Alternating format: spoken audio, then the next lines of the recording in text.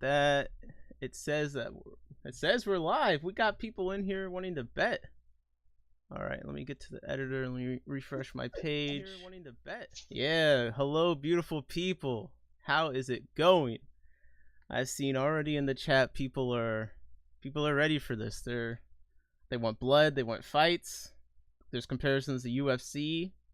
There's sports gambling wanting to be started. I really can't believe how bloodthirsty you all are. But all right. So here we have the fish debate. That is what's happening today. We'll be debating the topic. Well, we won't be. Steve and Jesse from Just One More Fish will be debating the topic of resolved monster fish should not be in the hobby.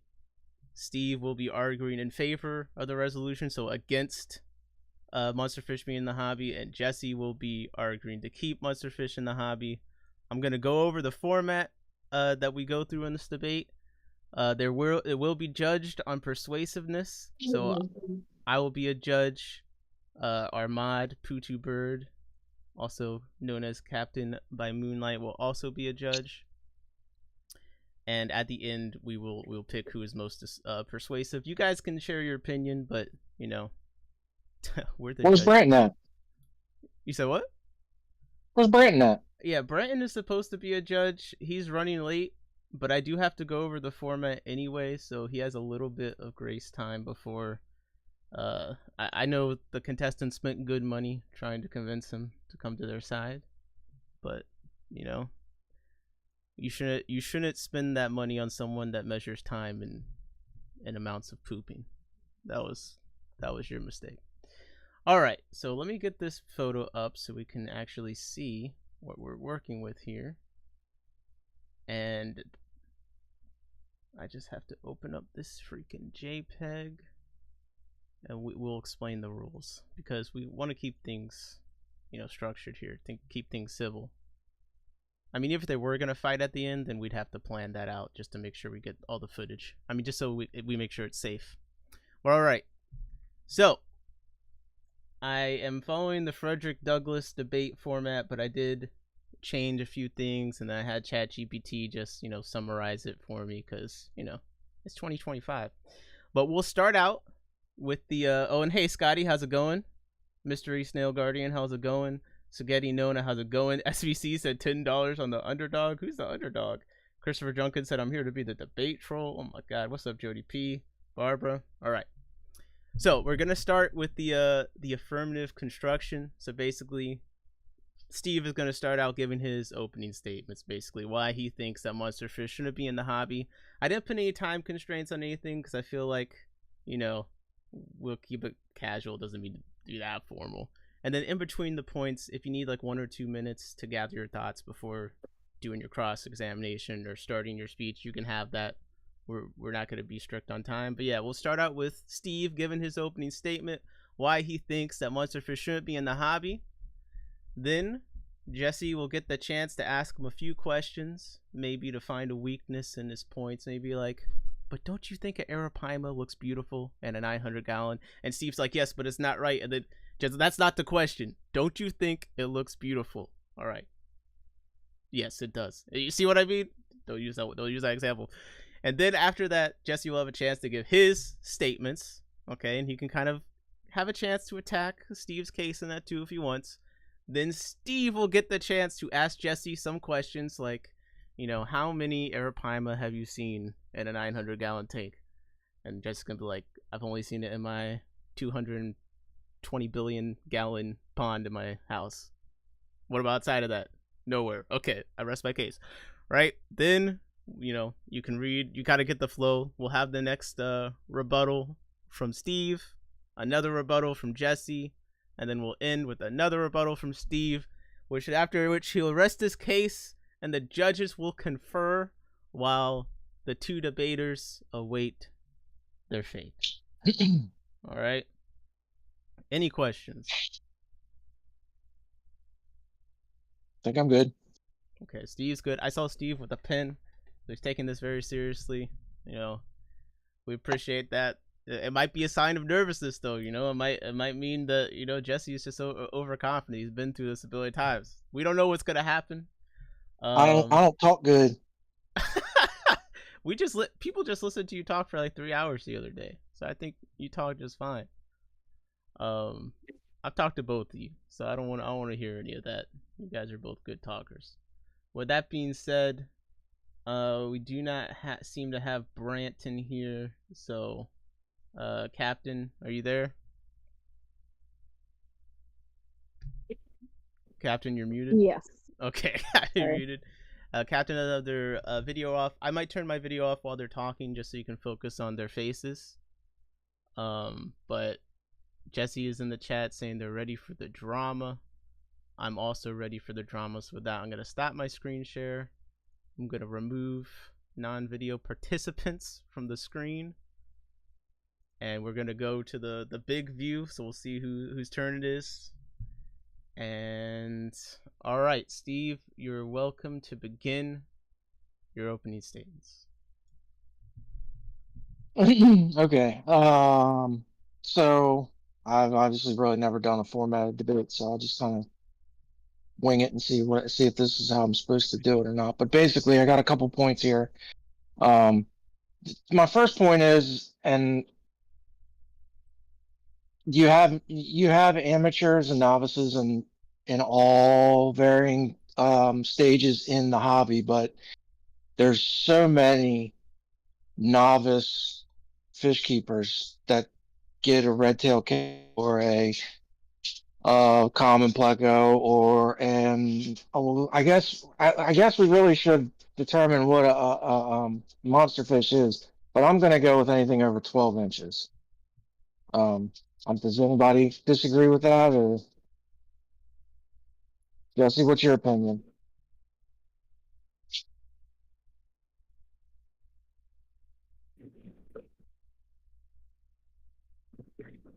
Jesse, What was that? what is your opinion on, like, where do we call it a monster fish? Anything, I said anything over 12 inches. That's probably about what most people would consider a monster fish, 12 inches and above. Okay. So, yeah, basically, you have so many novice fish keepers going into PetSmart getting an Oscar for $6, or a common pleco for $5, or a red-tailed cat for $12, and they're just not ever kept properly. More of monster fish are kept improperly just because there's so many amateurs. They don't know what they're doing. They don't know what they're getting. They're just buying it because it's cool and it's cheap. And the little baby Oscars are super cute, but a 55-gallon tank ain't gonna cut it. So they're kept in such small conditions that, which kind of leads me into the second thing is, if you're talking about the health of the fish, you could say, how big does a tiger shovelnose get in the wild? But how big does a tiger shovelnose get in captivity? 3 foot, 4 foot? Not as big. Most monster fish do not get as big as they do in a tank compared to in the wild. So that's automatically telling you that it's stunting their growth, which is a negative impact on the fish. So if the number one focus is fish health, I mean, that's like kind of irrefutable evidence that that's not the they're not getting optimal conditions. And then also, so many of these monster fish, like when small nano fish keepers, they want a different species, and if they can get another 10-gallon tank, another 20-gallon tank, another 10-gallon tank. But these guys, when they have a 4-foot fish, and then they stick it in a 220, and but now I want a red tail cat. Well, those two fish don't even really get along, but they're just so big they can't kill each other. But they're not in there, like, it's a stressful environment. It's like walking around in a locker room full of MMA fighters, like hoping you don't bump into one of them. Like, it's just not a natural.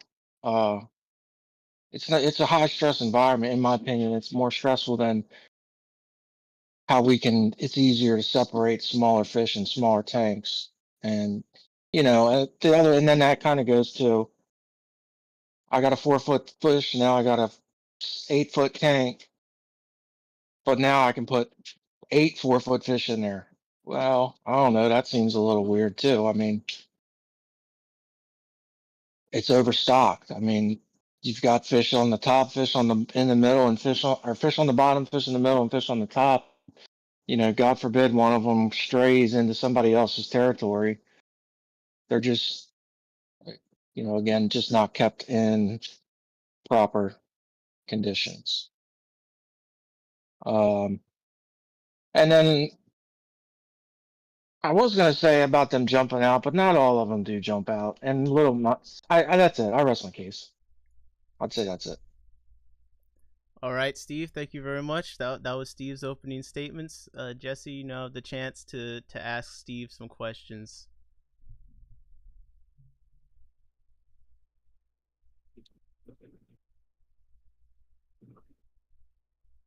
Per se, somebody does get the monster fish that starts out wee bitty, but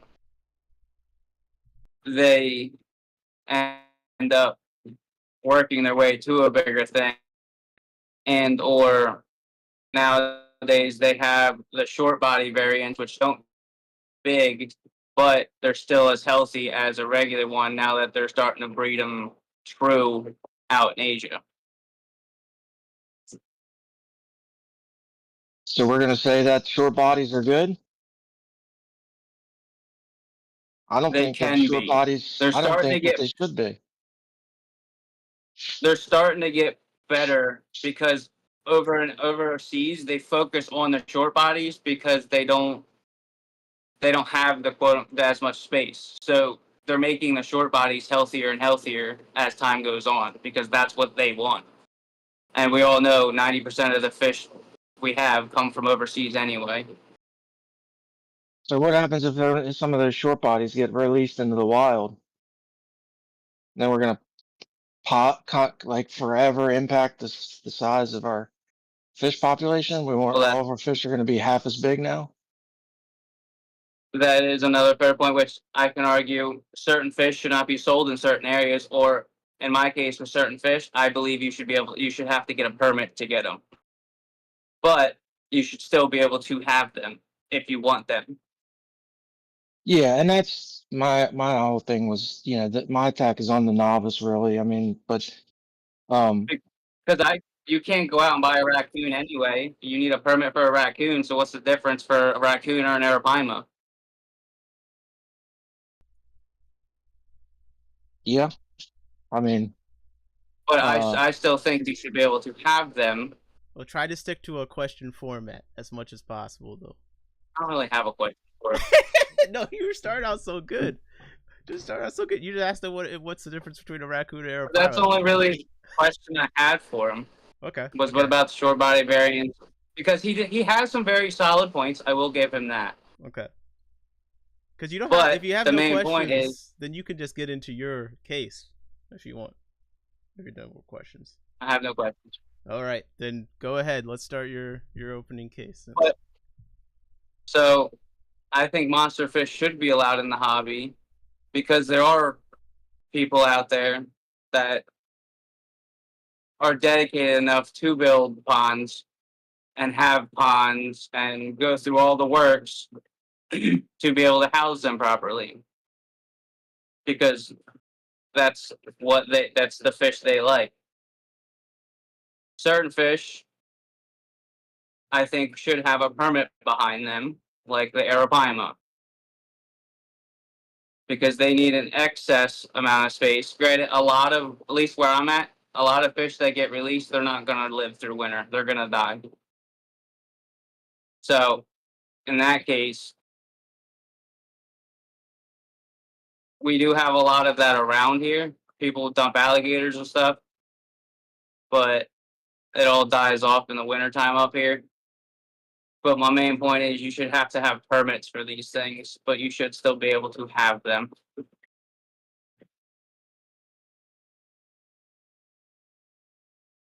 But yeah, that's really my only points.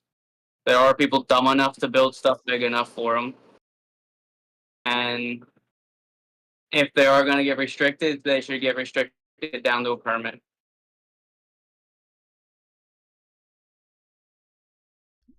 Steve, you now have the chance to ask Jesse some questions.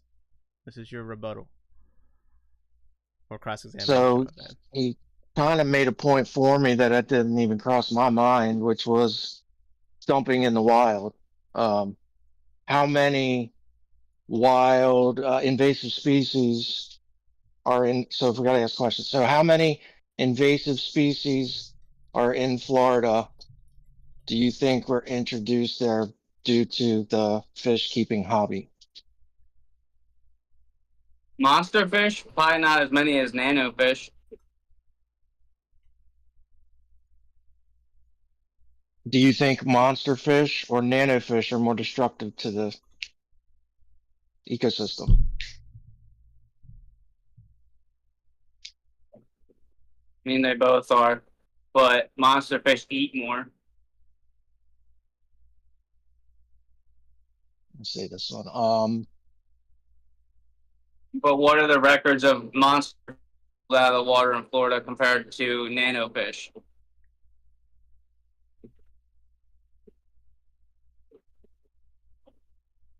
You say hold on, say that again. What's the difference between? What do you think the ratio is of monster fish getting pulled out versus nano fish stuff getting pulled out from down, say Florida, like we're talking? I think they're catching a heck of a lot of tilapia and Oscars and uh Mayan cichlids. All the guys that are fishing down there. I think that's a big problem for them guys down there. They're taking over spawning beds for the bluegills and the crappies and um I think they're probably pulling out way more monster fish than nano fish. I mean,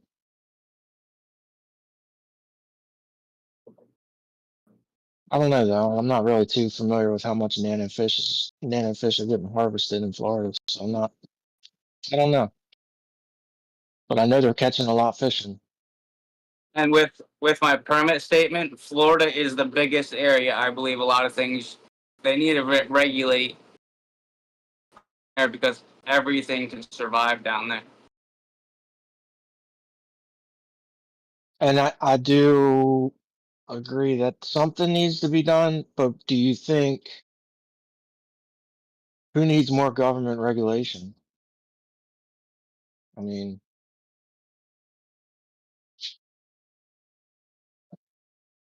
You I cut don't. out there. Who needs more government Yeah, regulation? yeah. Who wants more government regulation? Who wants more rules? I mean, nobody at the end of the day. Yeah. Monster fish keepers or nano fish keepers. Nobody really wants to jump through more hoops, but if someone's dedicated enough and wants that fish, they'll do it. So what would that process look like? Would they be coming and inspecting your home? Would there be Just the government would make minimum tank size requirements? What would that permit look like? probably something along those lines, like the same way they would, like the fish and game will come out if you want to do the permit for a fox or a raccoon. They have to come out. They have to check your enclosure out, make sure it's to their regulations or bigger or better, but at least to their standards. And then from there on, they do routine checks, make sure everything's still up to par.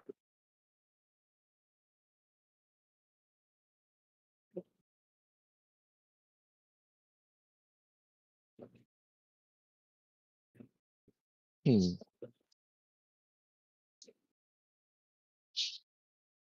Think I'm running out of questions, Nick.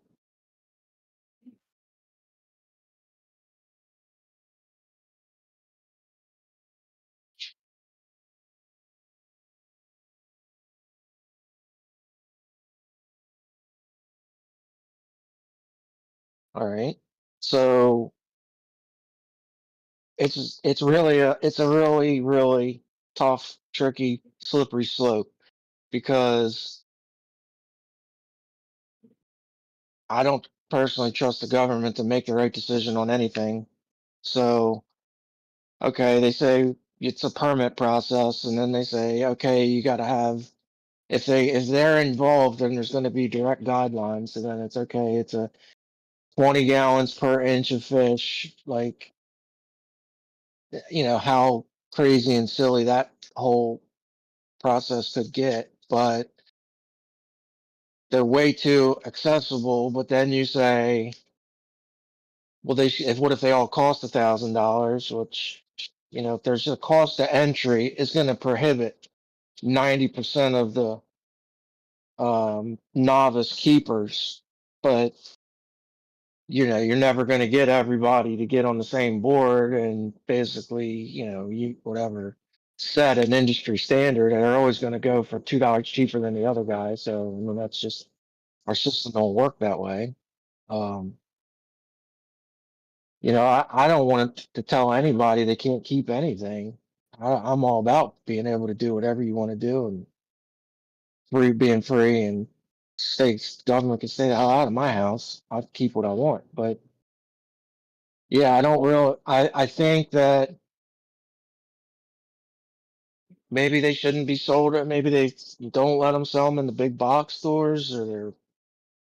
I don't know. Like, they can only sell a certain amount. Maybe okay. Maryland would set a limit and say this fish store can sell 10 of them, or like have a tag, almost kind of like a reverse tag system. When you harvest a bluefin tuna, it gets a tag, till it gets home. Well, with this fish, you get a license with. I don't know. Yeah, so that fish can be tracked back to you So if you that ever fish, release it. yeah, like I don't know, but then how do you attach a tag to a fish? I mean, that's impossible. So if you have 500 Oscars at your house, okay, I got a drawer full of They do it 500 all the tags. time to track salmon, so there's a way to do it. But that's also going to weed out the people that shouldn't be buying the monster fish. Or maybe there's a some sort of apprenticeship program. Okay, you got to be a fish keeping apprentice. I don't know.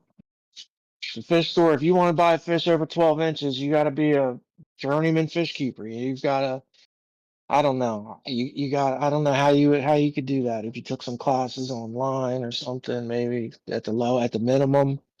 But, if there maybe I don't know. I don't know how we could do that. That's, just an idea. But another thing too is it boils down to us. If we, because we go to people's places or whatever, we see things and it's like, oh wow, cool man, you got an arowana and a 125, man, that's bullshit. That's like call them out, like hold people accountable. Like I don't want to be the fish police either. Like I don't want to be that guy. So that's kind of what do you do about that? But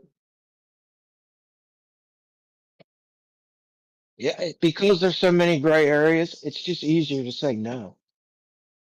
I mean, it's worked, which surprisingly, I've never seen an Asian arowana, right? So, or a snakehead, like, so banning fish apparently does work. Everybody's scared to keep them. So, because it's such a gray area and the potential impact that we've already had to Florida, I think it's probably just easier to say no and to be done with it. And then sucks for the guys that has them. I totally get it as a snake and the reptiles. Like I think it would be absolutely awful if they said you couldn't keep retics or Burmese or any of that. Like that would suck. So, And I say I don't but know where you're at, but the snake laws up here, there's not really anything you can't buy. So it's like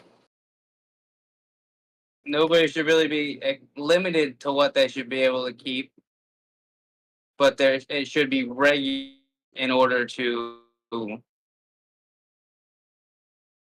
weed out the people that are just gonna buy the fish, be like, "Ooh, I have this fish," and then it's gonna grow way too big, way too fast, and then they're not gonna know what to do with it. And then it'll end up at a place like here, because I have the adequate space. I take in red tails all the time. It's so I think you should be allowed to have them, but it needs to be regulated.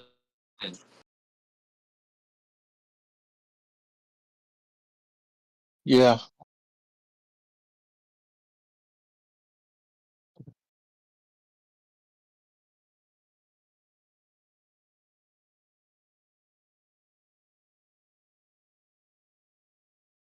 And then Nick screwed it all up.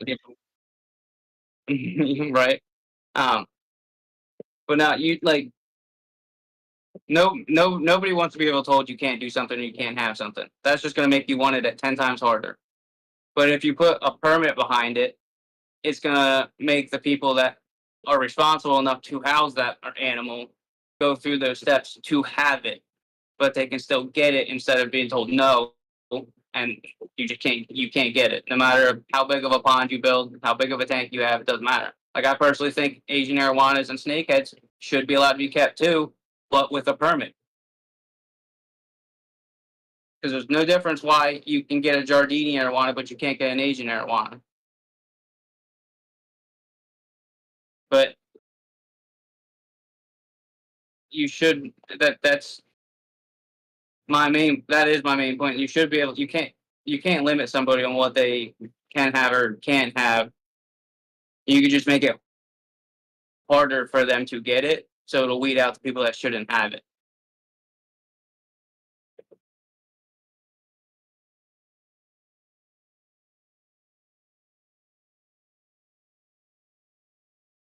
Yeah. Okay, Steve, do you have anything you'd like to respond to? You technically have another rebuttal, but you could always rest here if you wanted. No, I think I'm good. All right, gentlemen, very well argued. Thank you. Bratton, you're in here late. That was it. You were in here late, so it's Yeah, like you half. came late. You're like half of. Oh, You only yeah. get like 1/4 the vote. Okay. A 20-minute debate? It's structured so that it doesn't go too long. Look, we're keeping this concise. All right. This is the first all one. right. This is the first one. All right. I could debate you right now. Pick a time. Let's do it. Okay, Captain, you in here? We gotta deliberate. Brian can deliberate too, but I mean, how much did you catch, Brian? I came in at the end of what Big Steve was saying. Okay. So you caught. So pretty much nothing. Captain. Well, I guess as long as you vote for me, you can stay. Yeah. Captain, are you leaning any particular way? Because the permit thing is an interesting idea. Permit is an interesting argument, yeah. Like, well, Nick, why don't you give me a quick summary? I mean, so basically, Steve is saying that no one should keep monster fish because the risk to the environment's too high. Too many people are getting them, don't know what they're doing. And Jesse kind of responded, all right, but you can get a you're gonna get some people have to have a permit or something like that, so you have to get it. But Steve's kind of like, there's still a lot of gray area, you know what I mean, and like it's better just to ban them in total than to try and like figure out what the requirements are to get the permit, and make it too hard. And this didn't come up, but it kind of, like, at one point Jesse mentioned how in his state there's like no restrictions on stuff compared to another state.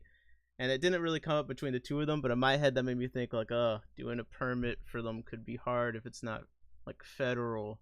You know what I mean? Like, if it's different per state, then that's still different. So venomous snakes are different per state, so. Okay. Yeah, but then fish are federal. Fish are like the snakeheads and all. That's federal. So if I was a ban, it could be enforced federally. I mean, I don't know about the permitting, but if it was a ban, it could be enforced federally. All right, so being that I didn't hear any of the debate, why don't you guys I took deliberate? notes. Let me just upload this to the Discord. Wait, say who won, and well, you then took notes, you said? Yeah. Okay. Oh my gosh. What was because I doing this whole time? I have a biased stance on this topic, I Okay. guess. Wait, let's review the transcripts. Putu took notes, so hold up. All right. Okay, Hold and on. I just want to say that was actually really good, you guys. That was actually great points from both sides. Like, I feel like both of you mentioned stuff I hadn't really thought about. Like, I never even thought about the temperatures really of the fish and the whole concept of like Florida. Like, do they have more monster invasive fish or nano invasive fish? I never even like stopped to consider. In my area, you don't ever hear about fish being released, but every other week there's an alligator that's in some creek local. So Right, that's crazy.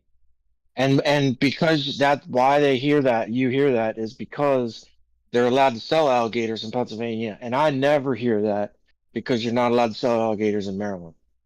Yeah, but Mm. people are Every still time getting we see, alligators in Maryland. well, that's no different than well, axolotls You being gotta maybe know illegal the. in Jersey, but not in PA.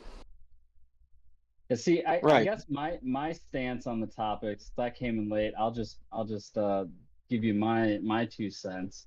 I would have to side with Jesse as far as the permits go, just because I mean, you take a look at the war on drugs and how lucrative that business is because it's illegal and all the crime that follows, with it, and just I don't know, just that it's kind of a large, like, reaching comparison. But you figure the illegal fish trade, like the fish mafia or whatever, I don't know. I think that making something legal but having to have proper permits to keep the animal allows the people that want to keep the animal the chance to keep it and not have to do it illegally. I guess resulting in, like Jesse was saying, more responsible keepers of these fish that people are worried about. When you outlaw them, it kind of adds that allure of, like, I want it. Not to me, probably not to any of us, but people, they want that alligator and they aren't getting the proper permits. They don't know anything about them and they just want it for the animal itself. And I don't know. I feel like that's where a lot of the issue lies as far as being released into the wild. Is just irresponsible people that want an animal they can't have. So you're too biased to judge this. That's what you're telling us. But I mean, again, there are certain things that should be outlawed, I guess. I mean, mainly, invasives, obviously. It's kind of a touchy thing. I don't see, like, the arowanas. Where are they going to be invasive in the States? I guess I don't know much about arowanas. Anyone? How can they survive in Florida, Jesse? Um, I believe they would survive, but they'd be picked off rather quickly by a predatory bird because they stay towards the top. Mm-hmm. See, I don't know. I mean, I can swing both ways, but I think that the solution would be definitely to regulate rather than ban.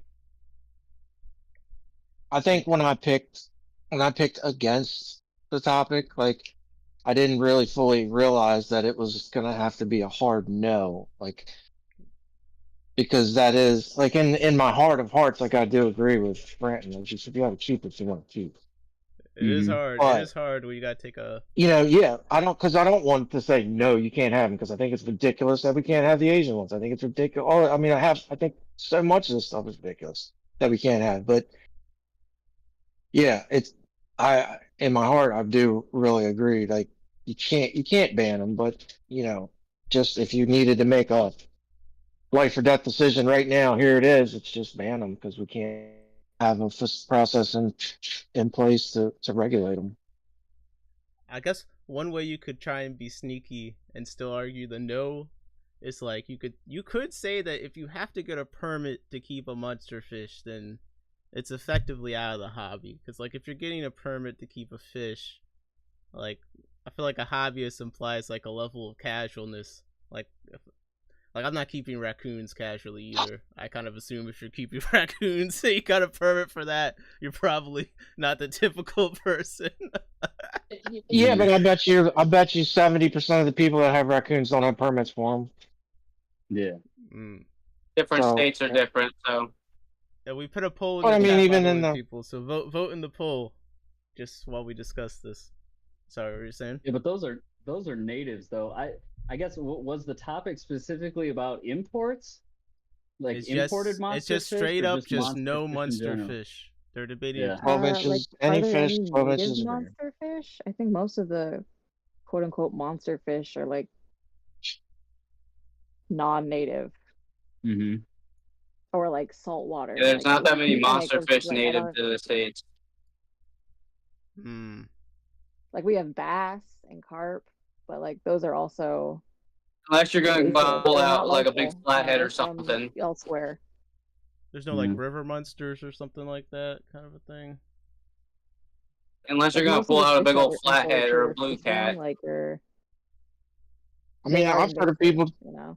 people trying to keep those spoonbills or whatever they're called, paddlefish or whatever they are. I was gonna say, yeah, Goofy. paddlefish and sturgeon would be a couple of the natives that come to mind. Sturgeon, Yeah. yeah, that's yeah. I Actually, mean, can't that's get sturgeon. paddlefish in PA. I don't think. How big does a sturgeon get? 16 feet. Yeah, if Depends not on the bigger, type. I don't know. All right, so we have some notes here. All right. I posted the transcript up until the point I posted it. It's in text. It's not very pretty to look at, but it's all there. If you And go into the we Discord got a underneath it. transcript also. Oh my gosh. Okay, hold up. Okay. It might take a brain to read it though. Okay, let's look at these notes real quick. Okay, It so looks terrible, oh my God. here are some points by Steve. And guys, there's a poll in the chat, so please vote. You can vote based on who has the best facial hair, if that is, the correct. I saw some discuss. You guys both got some compliments on the growth. It's good work. Brandon. So did you guys flip a coin at the beginning then? Yeah. Yesterday. Okay. Well, we did Yesterday. yesterday. Yeah. Oh, okay. So here we go. So Steve, some points. He said, well, actually, Captain, do you want to read it? Because these are your notes, but I have them on the screen. My chicken scratch. Yeah. Well, first Big Steve started, and he was like,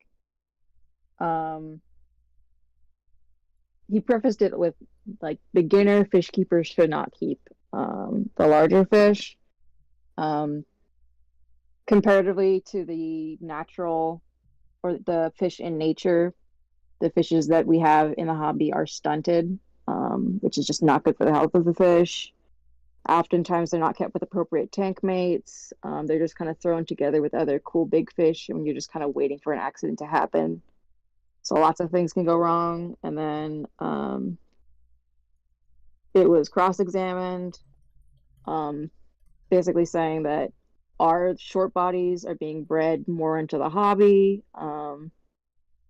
Is that good or bad? And I was like, just coming from the short-bodied fish that I understand, typically comes with organ compression and spine kinking.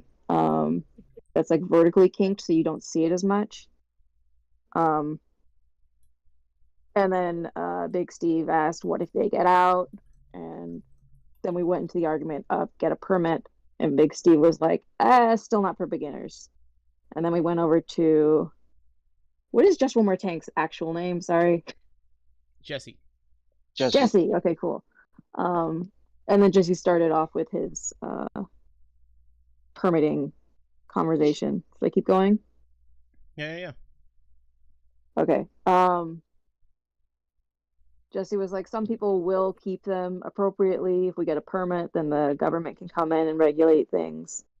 As well as where he is, most invasives will die off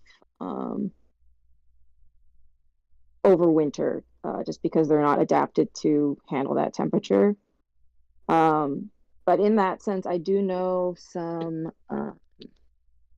cichlids who live kind of in hot springs that live there year round, that are invasive, that do survive there. And then it was cross-examined that how many like different locations and how it's impacted by introduced species, especially in Florida where things can kind of survive all year round. They went into a little bit of like snakes and reptiles about that are invasive in that area. The conversation then went to monster fish or nanofish, which is more destructive. That's a great And then question. invasive species taking over spawning sites of native species, which I do think is a very important point to make. Just trying to protect our native fish. A lot of damage has been done already by sport fishing, bringing in invasive species from Europe and Asia both. And then Jesse went in to say Florida especially needs permits. No one likes the permits, but dedicated fish keepers should be able to keep the fish.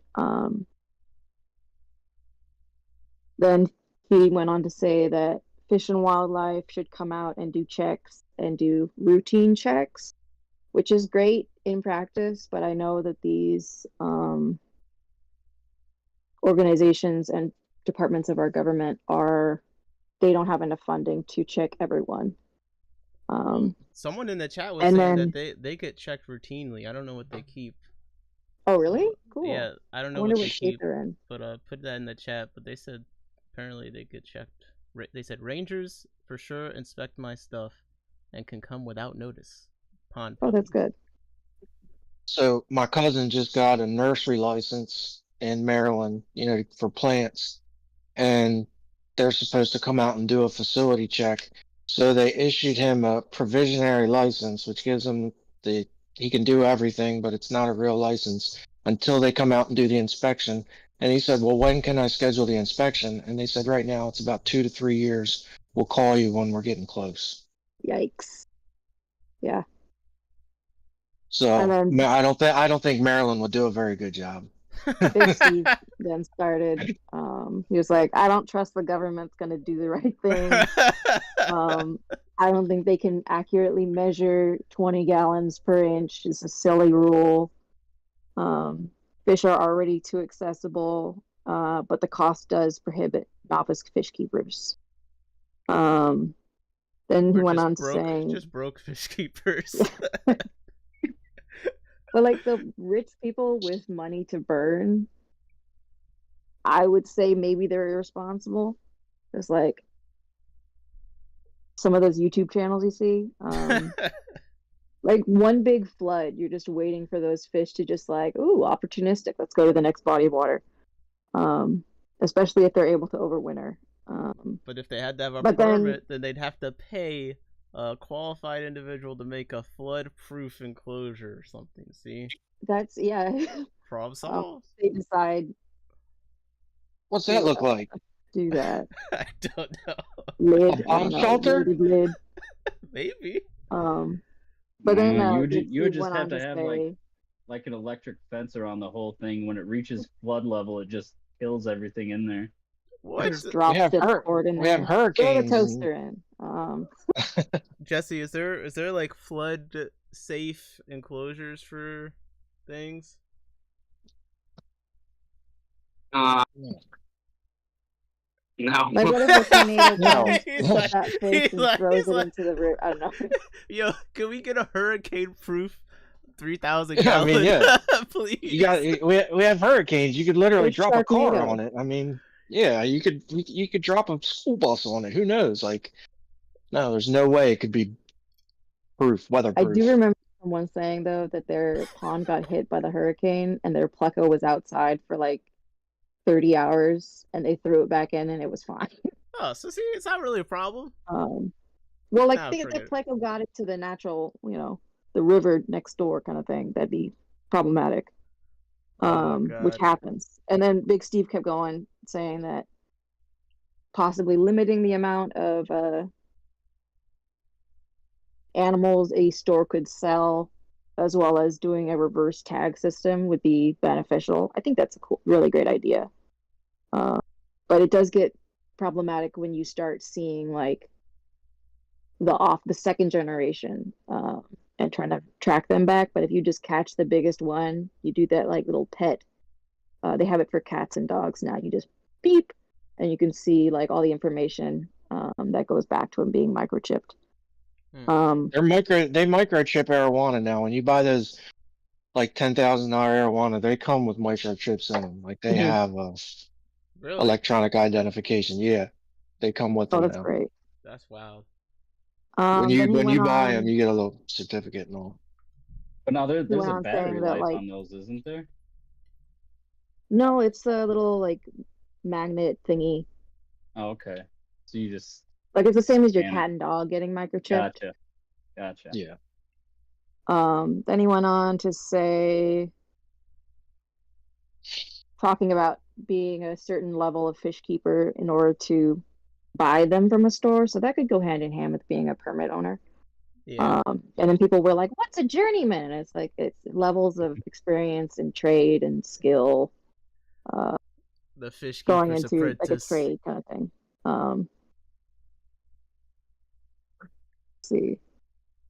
I mean, what are we? What So are it we? does lower the attainability of those. And then he went back to say it's safer just to say no as a blanket.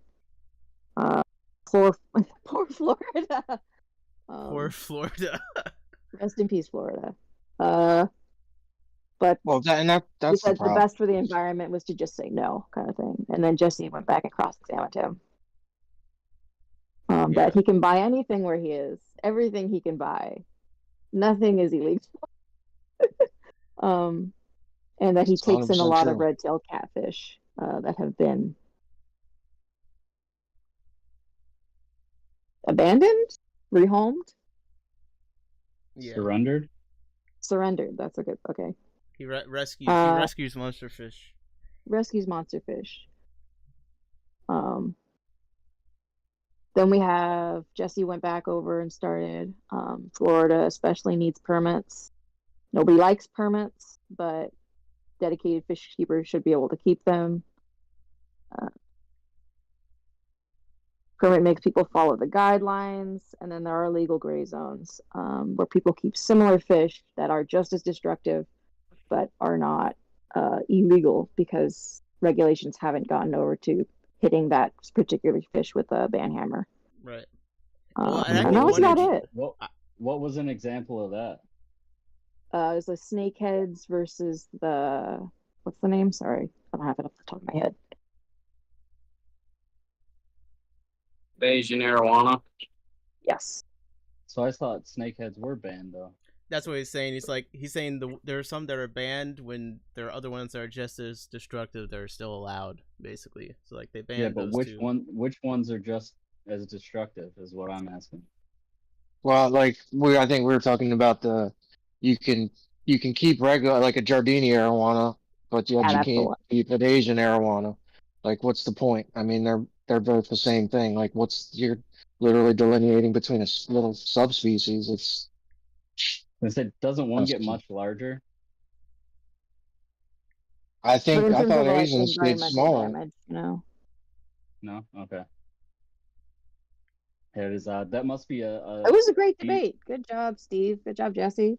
Yeah, and Yeah. it's still sticking out to me the question like are invasive nanofish or invasive large fish more destructive? Like that is something I gotta think about more because I mean, what would be an invasive nanofish like gambusia? But aren't those native?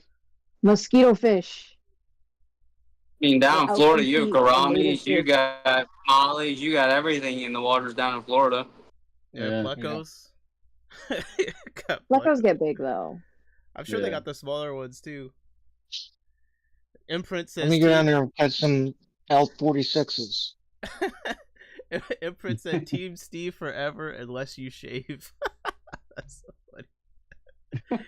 Yeah, I feel like it's like I think the conversation has definitely highlighted how difficult it is to do something that's black and white because like if we have to look at this black and white, it's really hard to pick. But if you had room, then it's like okay, the permits, like it's a very convincing argument. You know what I mean? But then at the same time, the enforcement does seem like I'm skeptical that would really happen.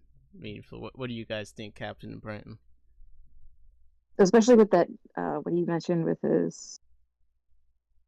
2-year waiting time. That's rough. Yeah.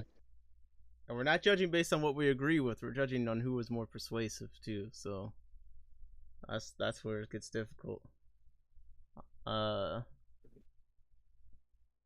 Brandon? Wow. So we like to draw from knowledge that we have, Yeah, or just what's on the hard. docket. I mean, you can draw from knowledge a little bit, but we're still judging who had the best argument, you know? Mhm. I think that Steve was at a slight disadvantage just because the permit thing is so hard to get around when you have to argue Yeah. no at all. But then at the same time, I do think he brought up points that show the permit. You would have to trust that the permitting system would work. And the question is, like, basically, do you trust the permitting system to be enforced properly? Mhm. They have the I mean, permitting system in place in Florida for Arapaimos already, so I mean, even if it's only like 50% effective, I mean, it still helps. Mm. And But not thinking to like, mention if they're taking the funds that you file, you know, to get said permit, if that goes, say, to preventing invasive species to begin with. I am I allowed to like do like opinions and stuff now? I mean, Like we're we're just we're talking. we're we're, we're discussing, so go ahead. Go ahead. I think maybe the solution or a possible solution would be anything over whatever 12 inches gets a microchip. And that microchip is registered to your name. So if that fish gets caught in some body of water and we scan it and it comes up with your name on it, you get a $500 fine. I like that. Um, That's good. that fish, that's almost treat it like a firearm, basically. That fish I has a like serial that. number. That serial number is registered to you. If that fish goes somewhere else, it's your ass. I like that. I think so that's what would probably happen then if you go and sell that fish? Do you transfer it like a firearm? Yeah, it's like a yes, title. yes, yeah. There'll be a whole licensing division in the DNR for aquarium fish. girl We'll girl set girl up a gone nano whole said little side. they said, I like that, Steve, and then imprints after said, okay, Elon, putting the microchip in the brain. But the problem with that is that kind of supports Jesse's side, though, because that's kind of the kind of thing that would come along with his permitting and regulation. Yeah, well, and that's just like what I don't agree with. I originally I thought I was fighting for the position that I agreed with, but I really am fighting for the position that I don't agree with. Like it, Yeah. I kind of like got myself, you know. I thought I was picking the one I wanted, but I really wasn't, you know. That's So that's the kind of thing I was hoping would happen with these debates. Is like, I think arguing a point makes you think differently. Even just listening to you guys like try and come up with disagreements is like, okay, I see both sides a lot better now. So now, did we bring up any like history of like not just, you know, hobby, I guess fish, but the importation of monster fish for like food purposes that have since escaped, like the Asian carp that is just absolutely destroying every I brought waterway in that up. America? Yeah. I think Okay. Captain did. Yeah. But I Yeah. mean, that's not the hobby, bro. That's not a hobby fish. That's fine. People stocking native, you know. No, that's I not a guess hobby fish. It's fine. That's not a Petco. Okay. Come on.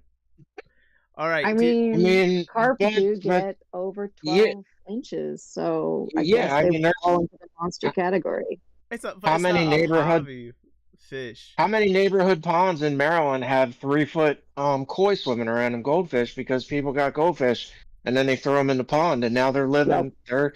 I've got a pond 500 yards from here that's got 3 2 foot koi that swim around the edge all day long. They've had them in there for years. They're huge. So I mean that's kind of the same thing.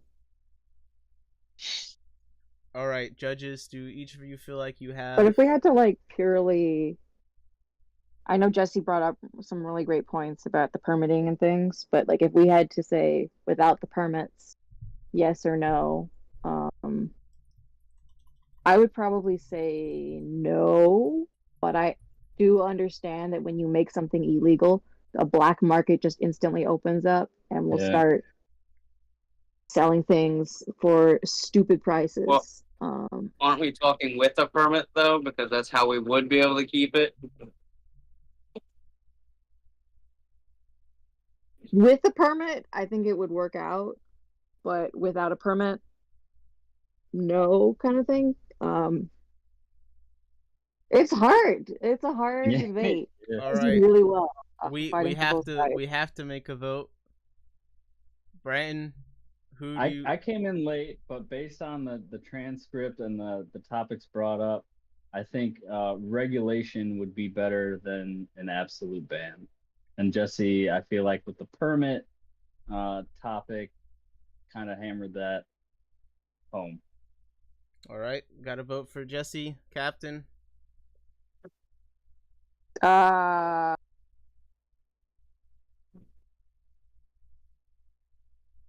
well, just in terms of debating, not with who we agree with, right? Yes, Or like, who is more persuasive? You can't be biased here.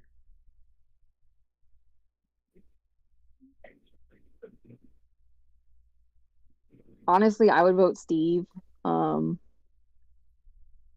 Oh, you're gonna make me do the tiebreaker. yeah, do it. That's why she voted. Come on, Vice Pres. Break the tie.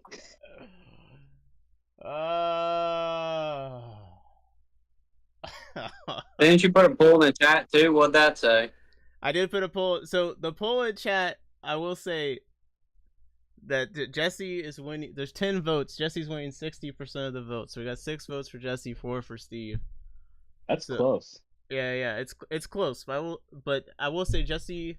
I think the longer we talked, Steve got more votes. So I think like initially, like Jesse had the stronger in debate argument to some people. I'm just like stuck at my thing about the permit thing is like I would vote. I lean like naturally. Like, okay, I feel like Jesse the permit thing. He kind of had he kept it simple. Like we do permits, people can keep it. But like Steve did a good job of putting doubt in my mind about the permits working, and I would vote Steve. But honestly, Branton, when you said if just 50% is reduced, that's a positive. Yep. That's the thing that like that makes me have to vote for Jesse because that thought was exactly why I went with Jesse as well. Just because even if it's just 1%, it's better than nothing. I mean, what was that? Florida already has the permitting for the Arapimas and it's working. Okay. Yeah. So I mean that's a good supporting thing. So look, woohoo, great job. That was rough. That was very rough as far as having to decide. Steve, Jesse, good job. Both of you, since you won by participating, like I'll bring you guys some isopods next time I see you. That's all I have to offer. That's all I have to offer. I'll give you both some aquatic isopods when I see you. But how about those Gilberti? I'll bring you Relosoma if you want. That's what you want. Pick. Just choose isopods. That's fine. No, but So what do I get when I debate? Well, what do you get? Oh, that's a good question. What do I get? I mean, you don't half live an near isopod. me. Half an isopod. Are you on time or not? I will be if I'm. I was late. I didn't expect the traffic to be that bad on the way home, and it's all good. Yeah. No, I mean, I think this was our first debate. I feel like it was a very good success. You guys did great, especially. I don't think any of us regularly participate in formatted debates of any kind, but I think it was a good level of like casual and like format, and I appreciate you guys, committing to it. And I mean, what do you think now that we're done? Like, Steve, you kind of said some things you thought about more, but anything that's kind of crossed your mind as we're talking on the topic?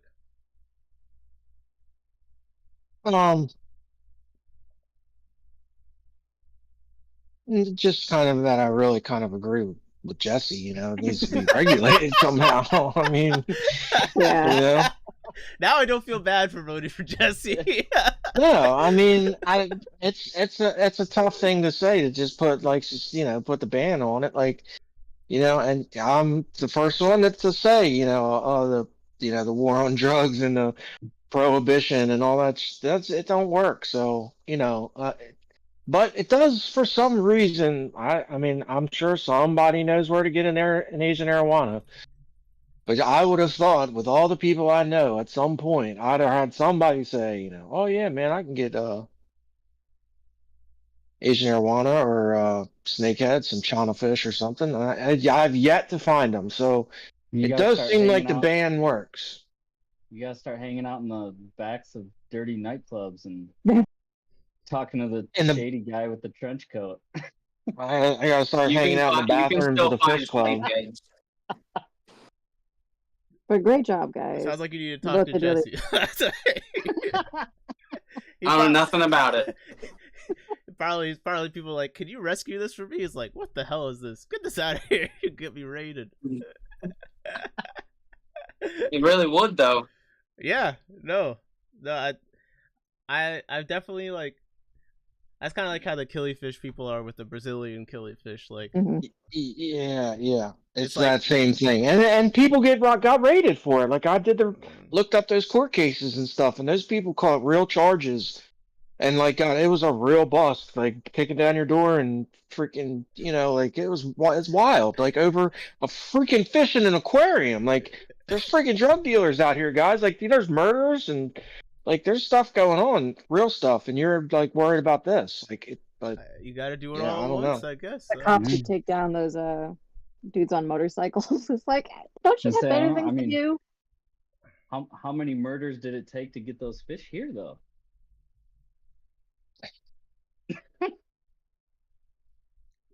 Killing over fish is insane. I'm sorry. Yeah.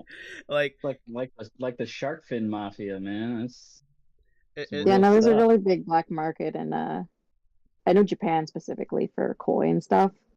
Yeah. a koi black market? Don't they breed them? Why do they need a black market for? No, they use them like money laundering. Oh, okay. That's what I've been doing this whole time, just money laundering. Okay.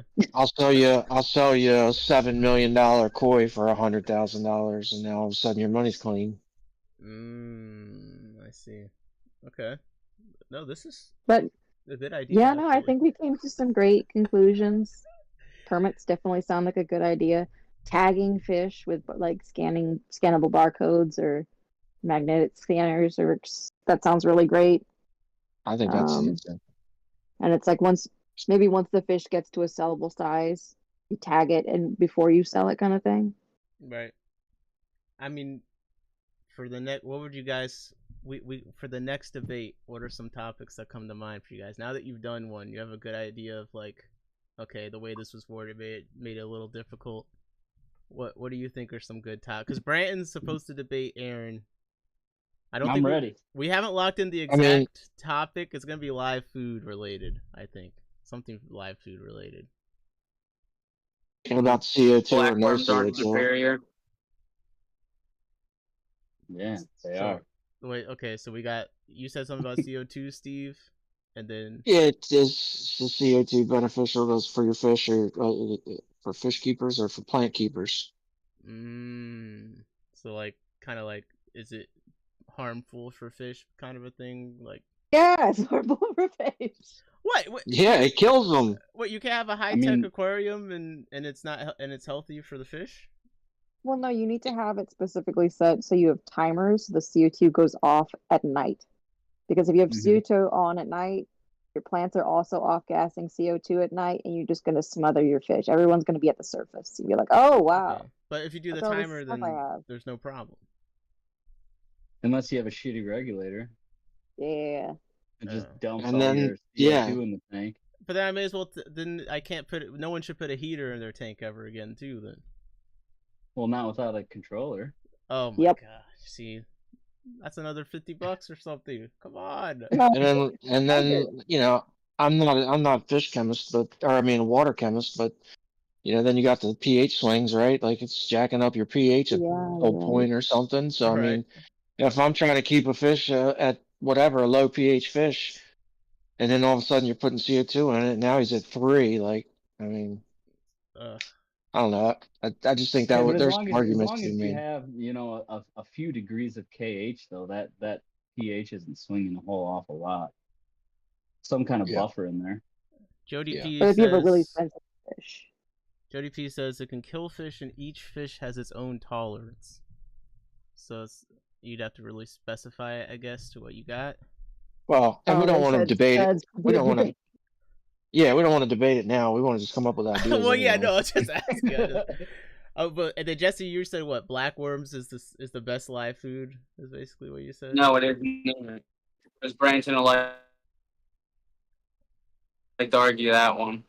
Wait, I sorry. mean, say that back to again? natural disasters though. The blackworm farms got destroyed by a couple floods. They just went away. Just all the blackworms gone. Wait, Jesse, Fed to the sorry. carp, I You guess. cut out for me though. What was it that you said? Maybe that they're not superior because Branson liked to argue that one. Okay, yes. No, I agree. I don't think black worms are superior. I don't. They are. But if they're not 100%. superior, what are? Because I thought you said you don't hatch baby brine shrimp, really, Jesse. So what is superior? I don't. I have different strains of Daphne. Yay, Daphnia! Okay, That I could can be Oh, see. the I answer, can baby get with brine that. shrimp. I think Daphne is the best. I get with that. Yeah, but not everything can eat Daphnia. That's why it's different strains. The Cerodaphnia are tiny, tiny. How many Daphnia does your tiger shovel nose eat? Don't Daphnia Considering I stay went through suspended 2 in the pounds of shrimp like that the other day. don't they stay suspended in the water column though? Isn't that like a water column specific feeding? No, Or they do go they settle on the bottom ever? they'll go up and down, right? Right? Yeah. I feel like they go to the bottom. What, the catfish? The Daphnia. Daphnia, they're all They over. go all over the place. They go all over the place. See, Brighton hasn't ever kept Daphnia, so he doesn't realize what he's missing. What I mean, would they be feasible for like plecos and true like bottom dwelling fish to eat on, or would I mean that's my argument. Like blackworms, anything can eat a blackworm. Not a Bolana socks. Not freaking Bolana socks. Rice fish don't eat blackworms. Sad. Too big. If I hand feed it, it will. Yeah. Oh, come on. I pipette feed my Elisoma. I mean, you do what you enjoy, man. You do what you enjoy. Do you ever bottle feeding this fish? Yeah. Yes. Friggin' Girl Got Nano said, if you go scuds on the next one, good luck whoever gets it. That's a good idea. I'll debate anyone on a scud related topic. Well, you pick the scud side, sure. I mean, we gotta flip a coin. That's interesting. Barbara Jackson talking about terrestrial protein versus aquatic protein. That's interesting. That took 2 seconds. What 2 seconds. Look at all those blackworms. Blackworms. I mean, but imagine they're Daphnia and they swim up and down. It's like a feeding response. And like, it's almost like baby brine, Yeah. bro. I think it depends on the fish. You gotta like net them out, strain them. Don't you feed magic feed? It's like the same thing as Second. Daphnia, bro. Come on. Yeah, except the magic feed eventually loses its magical buoyancy and hits the ground. But I think Yeah. that the Magic feed ain't so magic anymore. the Daphnia hits the ground too, though. I think just like the baby brine Yeah, hits at the night they settle. All right. I know There you you go. guys can't see this right now, but these Elisoma are eating right out of this pipette. Okay, Grandpa. Sure. Yeah. But I did really like Big Steve's point about the fish being stunted and then kept with inappropriate tank mates. I don't know if the permitting process would do stuff about that. What? Just I don't even know how to flip this thing. them pitting the fish with other bad big fish, like. Yeah, having a stingray and a pleco hang out. I mean, I guess. Like those monster aquariums, you have arowana running around, you have a stingray, a giant ass pleco, a big red-tailed catfin That just or sounds like you catfish. hate fun to me. That sounds awesome. No? It's probably 100,000 gallons. It's fine, bro. Come on. Look at this guy is like he's No. literally doing a black worm commercial right now. I Like, mean, look at King of DIY stuff, right? That is way too small for uh, that amount of large fish going on. There's no hiding spots. It's just like ooh, look at my big fish tank. and he's feeding the inferior Elisoma. Gilberti supremacy. Ooh, pretty. No, these guys are pretty. They get black and they got the blue on them. I mean, what's nice about the topics though is like I want to find some like people that fit the topics. Like what topic would I give like Alex from Fishery to debate? You know, what topic would you give? Oh Jesus Christ, food man! web. You know what I mean? Like, Like no food web for Alex. like, can you imagine like Alex from Fishery debating I don't know. Thompson Aquatics? That dude- Sand versus gravel. That dude would wipe the floor with anybody. I mean, I think that he would be quite formidable. But there's You have to one. handicap him, 100%. make him live stream from the hospital. No, dude. That's wrong. That's That dude knows some shit. There's this guy in our Discord is Thompson Aquatics. He also researches a lot. Thompson versus Fishery. I feel like if they both debated, it would be like. I think it would go over my head, but it would probably be interesting to listen to. Yeah, the Super Bowl. Yeah. The Fish Nerd Super Bowl, basically. Wollsted versus Father Fish. Well, we should have Father Fish debate. Like that's where we're gonna get. We're gonna get a Father Fish versus someone debate eventually. But first we have to show people the way. So yeah, I think next will probably be Branton and Aaron, but let me know if you guys want to participate, know anyone that will. Yeah. I honestly don't care what the topic is. I'll find something to argue about. Yeah. I mean I'm trying to like I wanna just keep judging. I don't wanna argue like I'm trying to stay out of it, but like it does seem like fun. It does seem like fun to argue. So I think, you know, we'll Leeches versus Planaria. Leeches versus Planaria. That's funny. I'd rather have leeches. Yeah, leeches. It seems to be the winner because leeches eat Planaria. Yeah. Wow. You know, Captain breeds snail leeches, friend. That's why the propaganda. You can just get them if you order blackworms. There's typically like 12 there. They've been dead for me most of the time when they come with the blackworms. Yeah. When I first got my starter, I think I pulled out like it was like 2 of them were dead and 7 of them were still alive. Oh no. Okay, never mind. Never mind. I mean, I just feed them. I put leeches in my tanks all the time, and I've never seen a live one. Wait, I've really? never moved a rock. I've never moved a rock What or leeches do you log. put in? Just Whatever's with the blackworm? blackworms. Oh, Yeah, alive I or don't pick not? them out. Yeah, I don't pick them out. They go with them. I mean, they're always attached to the fork or whatever. Like, I mean, they go in the tank, and I've yet to ever find one like under a log, under a rock. Like, they get eaten. They don't. I don't know. I've never seen one last. I don't keep. I find they don't do well in high flow environments. They really like stagnant water. But it can't be too gross because then they'll all come to the surface. I don't like that. Imprint After said, you guys all have leeches? That sounds crazy to me as a new fish keeper. I just want to remind you, this is the guy with Father Fish's success soil in his tank right now.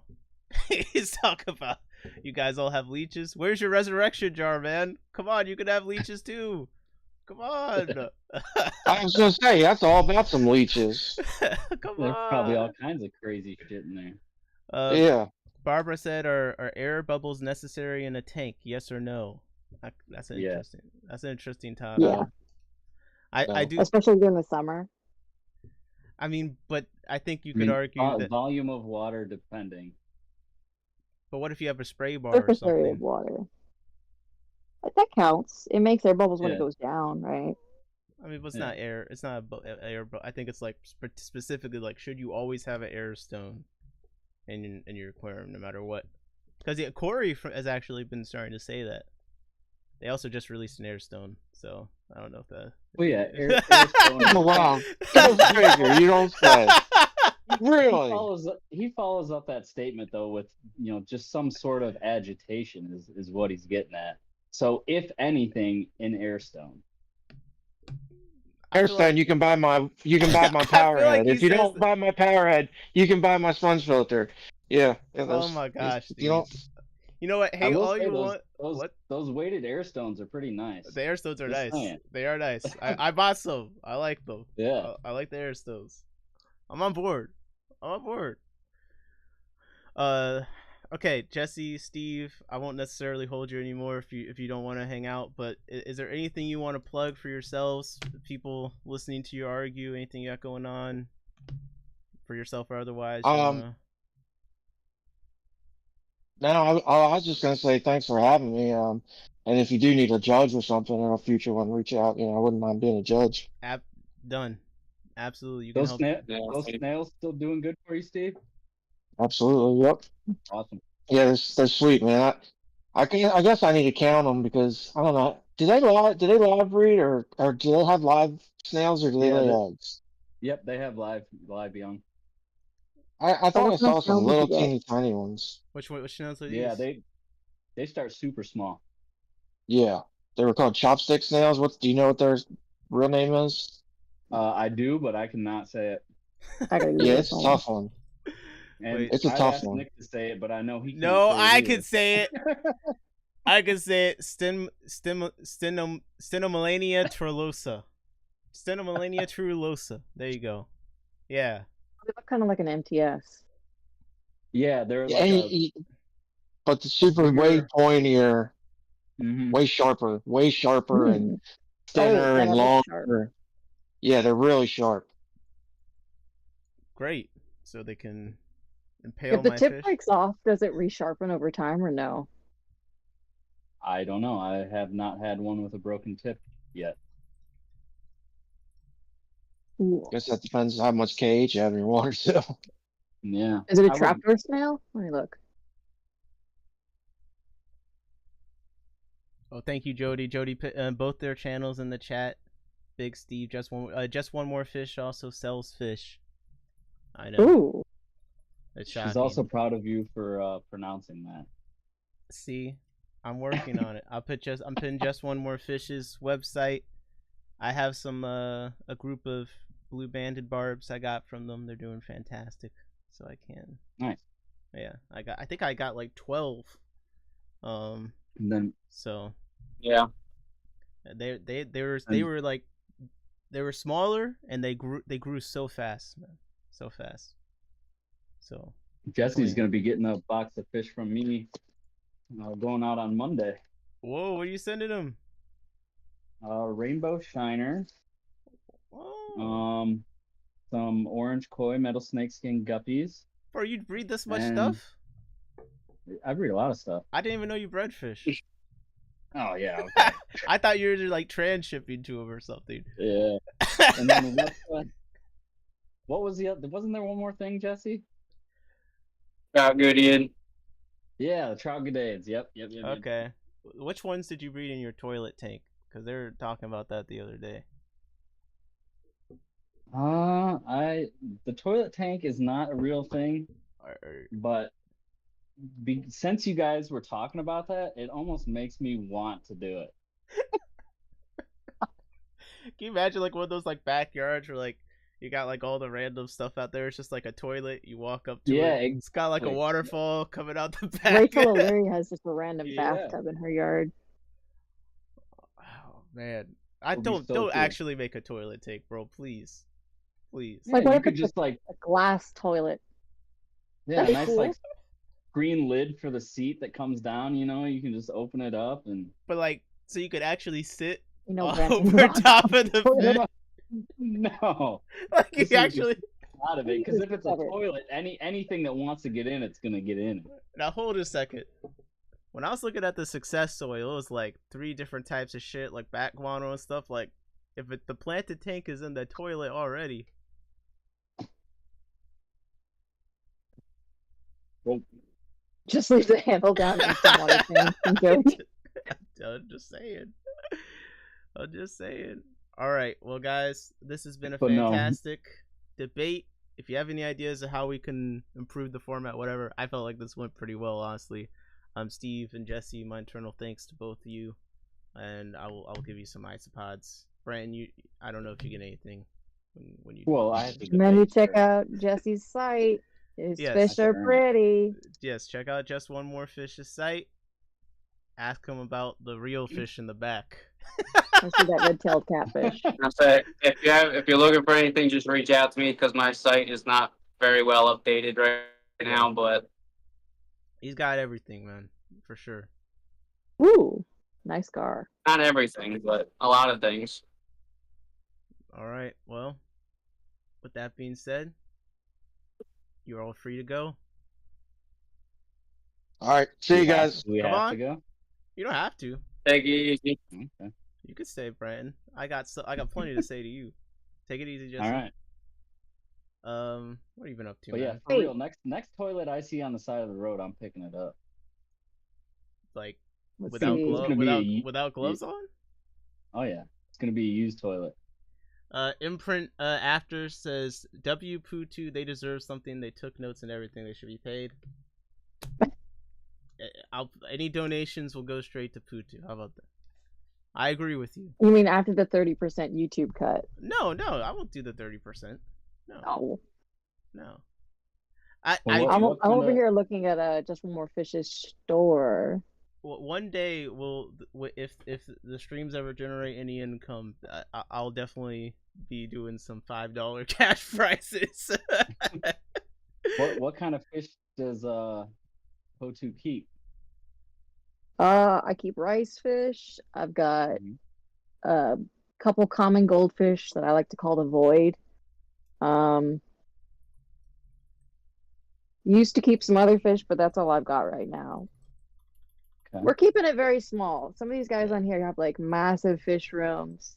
Mm. I'm over here looking at my tiny tanks. I have you blueberry like snails. Do you like shrimp? I do have shrimp. I have blue raspberry koi shrimp, or at least that's what I like to call them. They're red, blue, really neocardinia shrimp. So if you go down the line, if you go towards the electric blue, before you get there, you have the red, blue reallys. But I've got a really saturated line that I've been breeding out.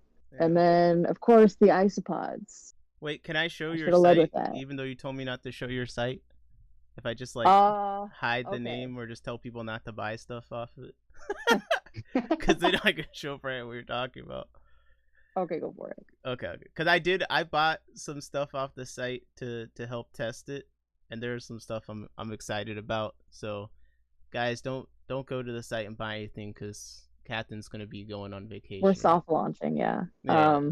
But I'm going to my grandma's house to help move out her stuff this weekend, so I won't be able to fulfill many orders, but yeah. But if you guys are interested in the future and someone was talking about them deserving something, hey, maybe you can order something from their site, because I was gonna say, or I'd be willing to ship you something out of the fish room if you wanted it. Oh, thank you. Where's my offer? Wait, I just had to take notes. Yeah. Come on. Wait, have you done this yet, Brighton? Are you doing What's the vinegar eels and oat media? No, I have not. So that's one of the things I ordered from them. I ordered the vinegar eels and oat media, and I guess she's got them going just like microworms, basically, but it's vinegar eels. So this 8-ounce live culture comes in an oat-based apple cider vinegar media, optimized for long-term storage and easy feeding. So, yeah, that would be sweet. So I'm gonna have to see if it's actually real, if it's all it's cracked up to be. Then I also bought a paramecium. I gotta join paramecium gang. Yeah. So, wait, what kind like each? Huh? What kind of container does this come in again? Does it? I was just gonna do the plastic 2M bags. Okay, gonna come in a bag. Okay. I see. and then so I got 8 ounces. What And I does paramecium sell for? I've never even seen it for sale. That's what I'm saying. I've never been able to buy it really before. I'm gonna look on eBay. Paramecium. God, I can't type. I think that people buy it from like Carolina Biological Supply. Let's see. So they got it's this going for like 18, 19, 20 bucks on eBay. Yeah. They only have Now, one is that And it's review. about 20. Is that like a specific variety, or is it just I could general? ID it, but generally they're the same. Yeah. Well, you have I have a microscope. I could do it. Where'd you get your paramecium from, Brighton? Mine? Yeah. From a bag of green water I bought at a swap. Yep. Oh, they do. They are. I think most people can do paramecium cultures themselves, but it's a pain to isolate. And then if people have Hydra in their tanks, it can be problematic to keep it clean. Yeah, I do not have Hydra in mine. Me neither. People yelling at us for having leeches. I'm like, you have planaria and Hydra. Oh my gosh. SVC said Carolina Biological is where I bought paramecium from before. How was it? Because they only had one review and it was 1 star. So how was your experience?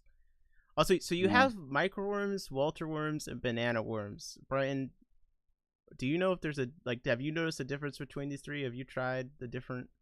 There's a difference. I've tried the Walter worms. They are much smaller than the white worms. I've not done banana worms, so I can't speak on that.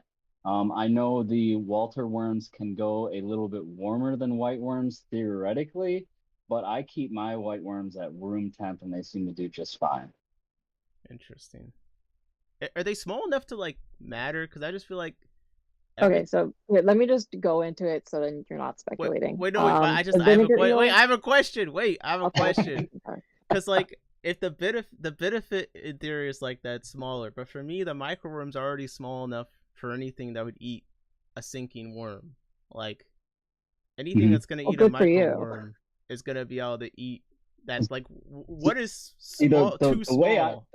The way I look at it is I like the white worms because for one they're very prolific. You can keep them in dirt, and you get all the sizes. So you can get white worms that are an inch or a couple of inch whatever, and then you can get all the small ones. Have you started selling worms yet, bro? It's like you're a worm brand ambassador, bro. You're look, forget about the worms you're talking about. I want the black. I need worms to get some of Brampton's white worms.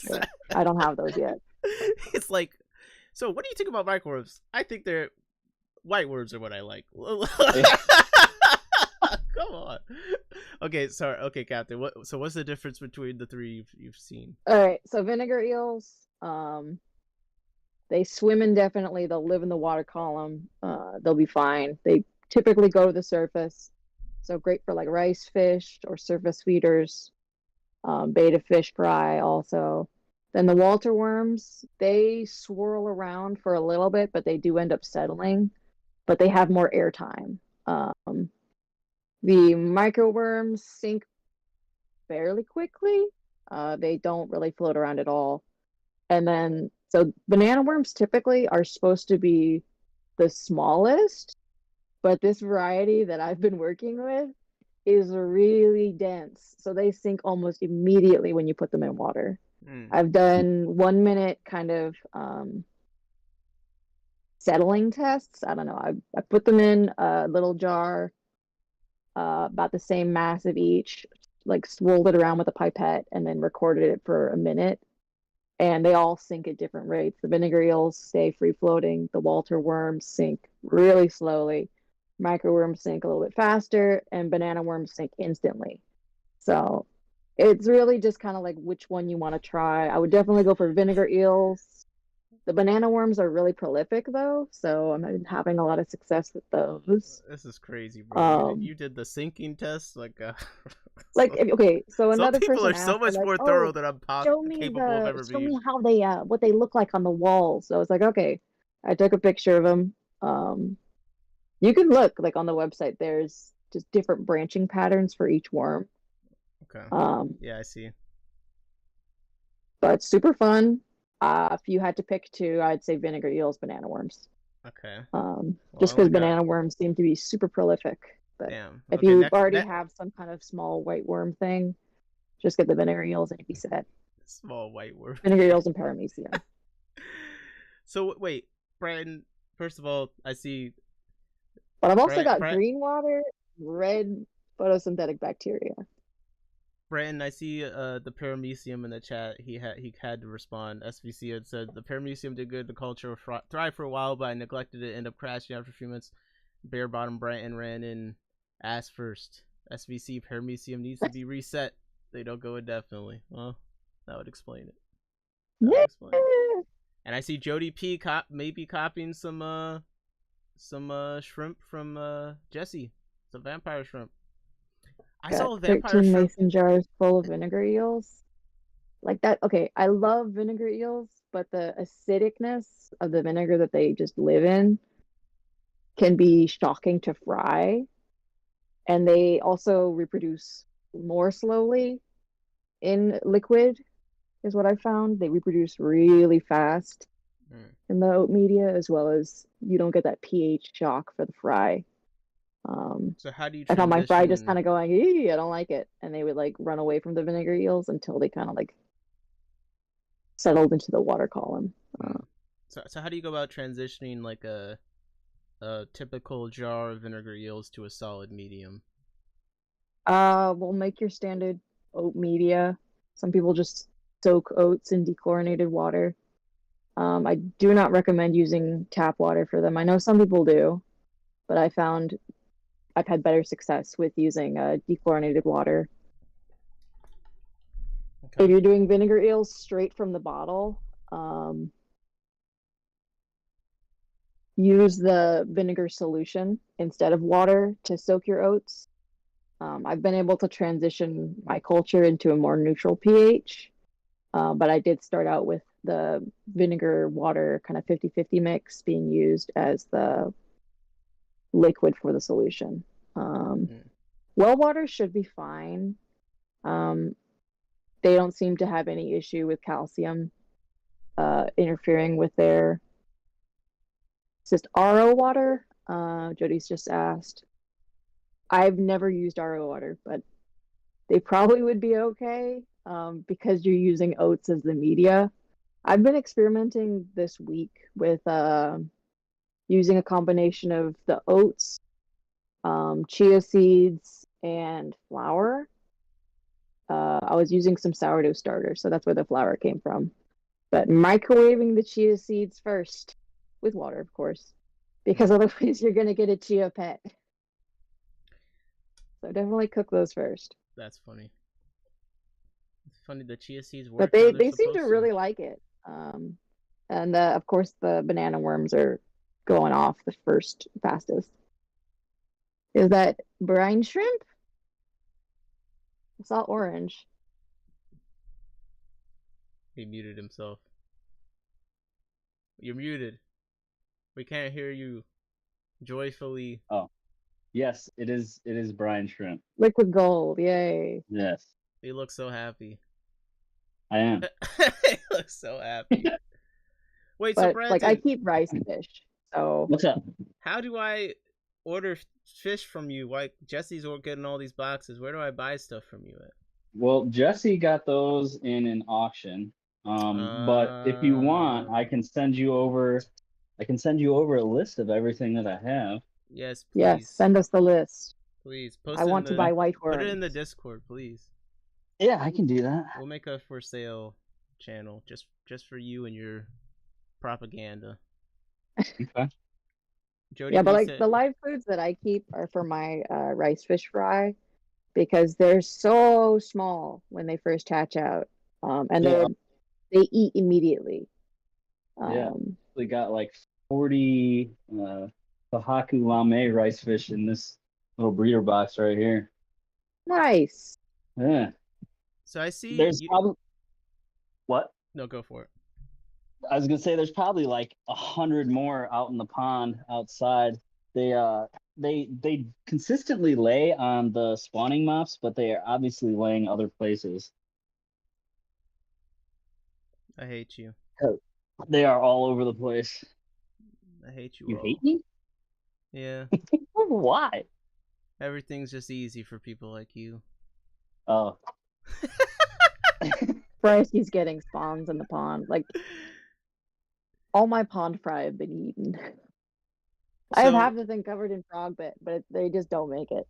I know you're pretty like in depth with the rice fish stuff, Captain. So you got Orochi Black Pond rice fish, and you said B grade. So like how first of all, how do you grade a rice fish, and like how do you come across this knowledge like where you're qualified to grade fish? If you Google, you can find a lot of like classification kind of graphs or images being like, this is great, this is not so good. I don't think I own any S tier.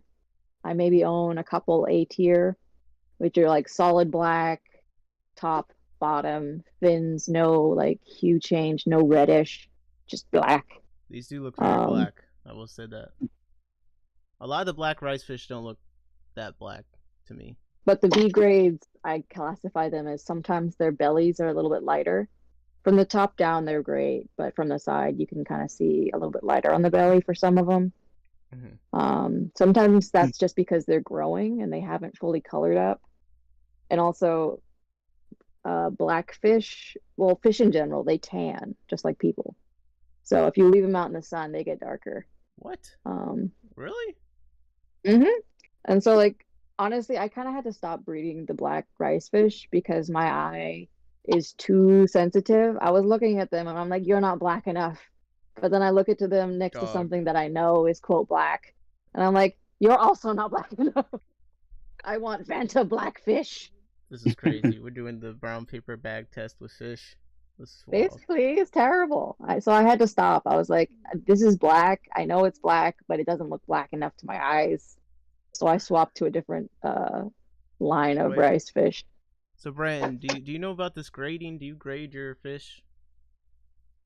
I do not grade my fish. I mean, not like that. I think that's more specific with like fish that have like, you know, shows. Like I believe the rice fish and like guppies and, you know, koi fish that you can actually like get into shows, I think more so have those grades. Like shrimp. Oh, Jody says yeah, females have more rods, enabling us to see different colors, to more colors. More yeah, rods? okay. Kind of. Like, Branton never not smiling. Branton Well, is. he was smiling when he was like dump out showing all us of his the brine liquid gold. shrimp. See the face that he makes. Dump it all out. I'm not gonna lie. My daughter Willow was up here 2 nights ago, and she kicked the container of brine shrimp, and I was extremely upset. Oh my god. That's one of those you have to go into the other room and scream, and then come back and be an adult. Oh my god. She immediately looked at me and knew it was time to leave. Yeah. Oh my! I feel sorry. I would not want to be the person that knocked over your brine shrimp. That would actually terrify me. Also, the poll, more people voted, 16 votes. Now it's even between Jesse and Big Steve. Look at that. You guys did a good job. Thanks, Jody, for hanging down or holding down the chat. Appreciate that. Yeah. And I gotta say, so the last thing I want to look at your site, and I wanted Brandon to. We kind of talked about it earlier, but she's got these snail leeches. Okay. Natural pest snail control. Yeah, we were talking about it in the Discord earlier. And it's got a lot, like. But... So now, when the pest snails are gone, what are they eating? Mulm. They kind of self-limit themselves. Like they will die off if there's not enough food. See, because I've talked to Captain about this, so I need you to come in and just ask all the questions, because like I'm still trying to wrap my brain around like the idea of buying snails. I did buy these. So will they inhibit, like, I guess, fish breeding? So like say an egg scatter, are they going to predate on eggs? Not as much as planaria. Like I have them in my rice fish breeder. Mhm. I do not find them in my spawning mops. Maybe like 1 or 2 juvenile leeches, but never an adult in there. They do significantly cut down on the number of pest snails. They Mhm. stab the egg casings, and they slurp Okay. out the yolk. Um, Definitely not as many kind of juvenile 1/4 inch size snails at all in this tank, pretty much. I know other tanks that I have minimal population of leeches, they have a bunch of smaller snails running around. But with the leeches, I have very few baby and juvenile snails. Now, how Most of the fast are egg they sacs are eating? not hatching out. How Hmm? fast are they eating the actual snails? Like if one were to eat a snail, when does it need another snail? Um,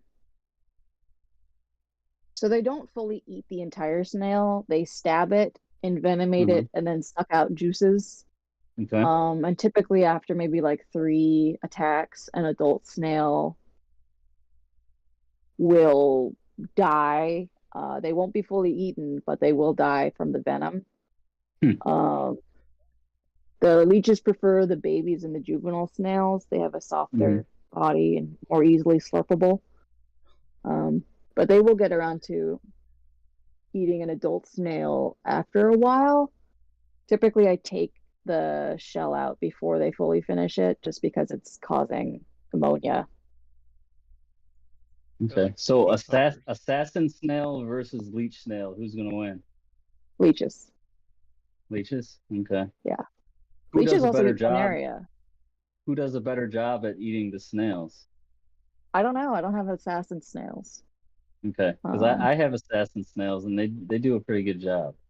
the snail leeches would eat the assassin snails, so if you need to get Yeah. rid of those. But I'm sure you already have some. Wait, this is a good versus though. Like, which one eats the snails fat? Now, do assassin snails, do they eat the whole snail? I think they're kind of the same thing. They get up in there and they suck everything out. Okay, so they both similar I'd efficiency. probably say the assassin snails just because they get larger than the leeches. But the Hmm. leeches also do get pretty big if you don't mess with them. Now, I typically mess with them before they're like super leech size. I super just think leech they're size? unsightly. Yeah. What's They super get to be leech like 1.5 inches size? if they're really, really Oh big. my god, super! I don't want to hear that. I pull them out at 1/2 inch. I'm like, eh, Oh, get out of super here. leash size. Come on. Because I'm getting these, and my question is, can I, after I've used them to, because like another thing, assassin snails, they don't reproduce fast enough for me at least. Like I have had them, and they're still around, but like it's not like I got a bunch and they're eating all the snails. So I'm like, okay, will these leeches be faster? But then my next question is, can I dump them in a tank, have them eat all of the snails, and then when I put fish in there, the fish eat them, so it doesn't even matter like about if I have to think about fish eggs or anything. Like I just put them in a tank, they eat all the snails, I put the fish in, and the fish eat them. Then we're good. Good. You think that works, Captain? So- Sounds Yeah. good. I mean, it did sound good till I heard about the super leech. I mean, you'll be able to find them. But I probably would have a lot more if I wasn't always in my tank pulling rice fish eggs. Because whenever I see them, I just take them off, throw them into a bucket. Um, this. What have I done? This is Oh, good. how do the leeches reproduce? um, I'm pretty sure they're all kind of like hermaphrodites. Hmm. Um, but the mom leech will lay eggs. I think Nick can pull up a picture of leech with babies. But she lays maybe like, depends on the size, 4 to maybe 14 eggs. Hmm. They hatch out. Bigger leeches, of course, can have more. And then the little babies right around on the mom's underside. They just like latch on and they're like swinging around, eating mulm and detritus Oh, and this is stuff from the water disgusting. column until they get big enough. Huh. Only the adult leeches can really eat or can really attack large snails Mhm. because they have a thicker protective membrane, I guess. Hmm. But the baby snails anyone can go after. Wow. Well, I did say if you poke a mom leech or like pick her up, the babies will fly off like confetti. They're just like, "Ah, Wait, so how many bat points do I get for this? I don't know. Are they on there? That's my question. I don't think they are, but like, do I get? I'm gonna have to ask Chad. Like, by the way, They Brian, like, are actually a little bit sensitive though. Like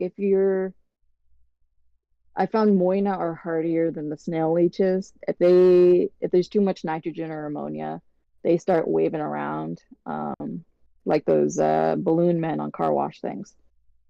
Mhm. Wacky, crazy, inflatable arm guy. hmm Yeah. They're also more active at night. So if you can't find them, just check the tanks at night and you'll see them on the walls. great. Well, But if you just want to get rid of your snails, feed flake food and they'll all come to the surface. I'm optimistic. I'm optimistic But about they this. do really knock down the number of eggs and hatched out snails. I've got a tank. I'm gonna try them in, and That's interesting. So what is this? What's your website? I want to check this out on my free time. Yeah, go for it. It's captaincritters.com or Captain's Critters. yeah, captainscritters.com.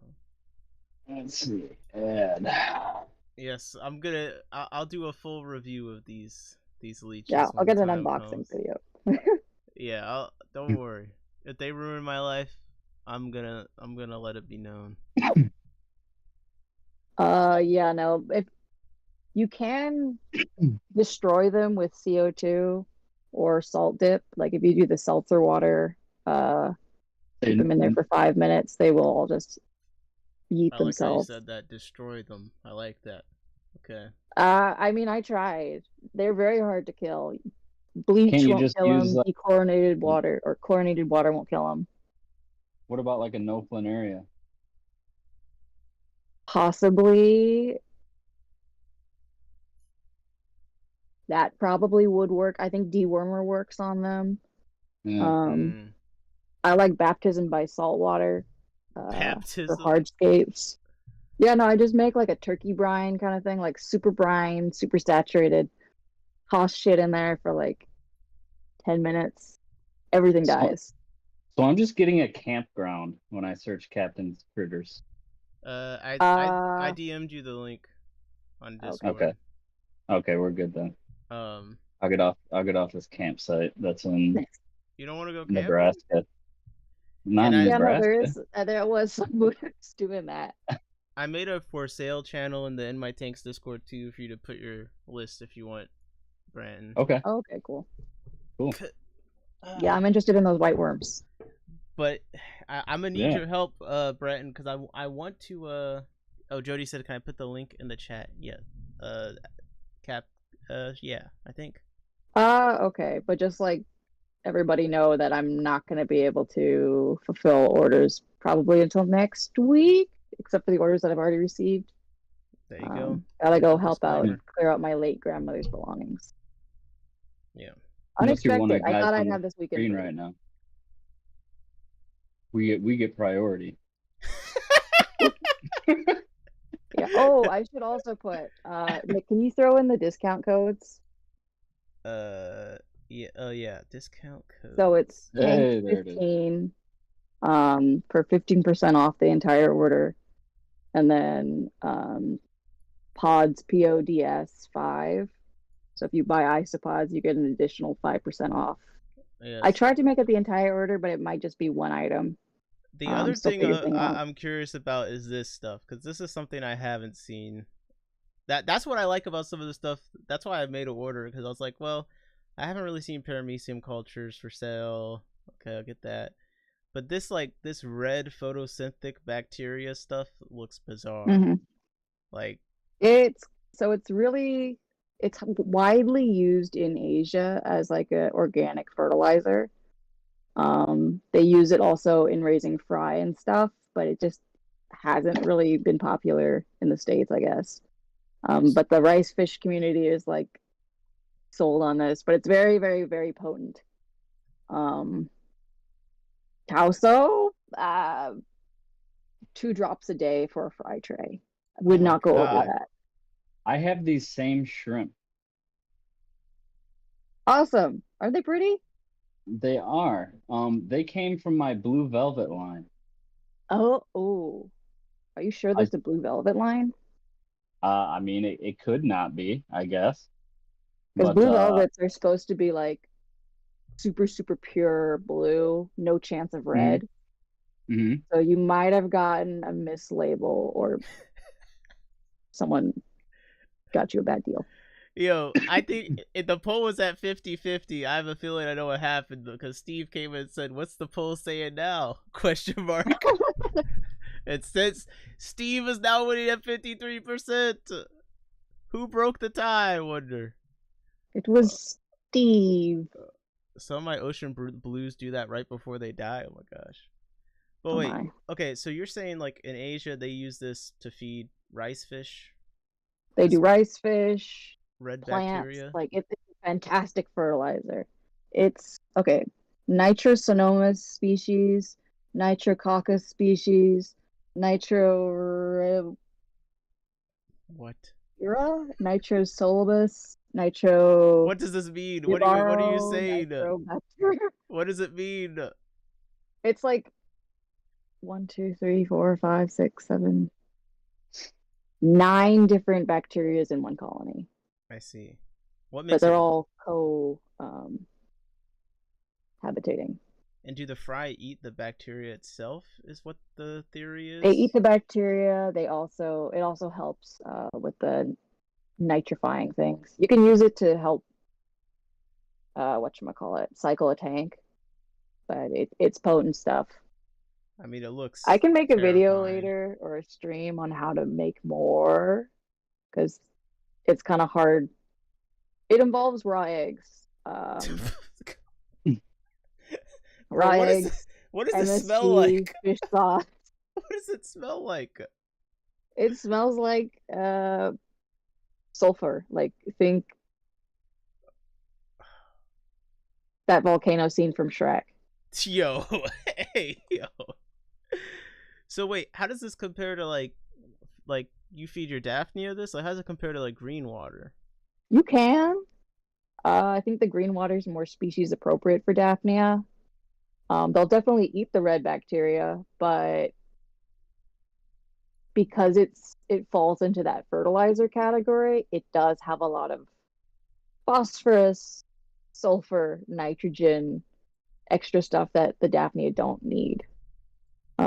Whereas the green water is mostly just edible algae, edible bacteria that photosynthesizes and eventually runs out of nutrients and dies. The red photosynthetic bacteria does not need to be fed, basically, once you start it. Interesting. They do need to have an open container because it's interesting what they do. They consume the gases and create negative pressure, so the container will suck in and become a vacuum if you don't leave it open. Bro, what is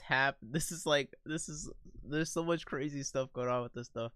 And now that I Google it, I do see it's definitely like more of a thing. fertilizer. Well, no, it's like they use it in the aqua. Like this is Aquaculture. this is something about like what are photosynthetic bacteria and why should a pond boss care?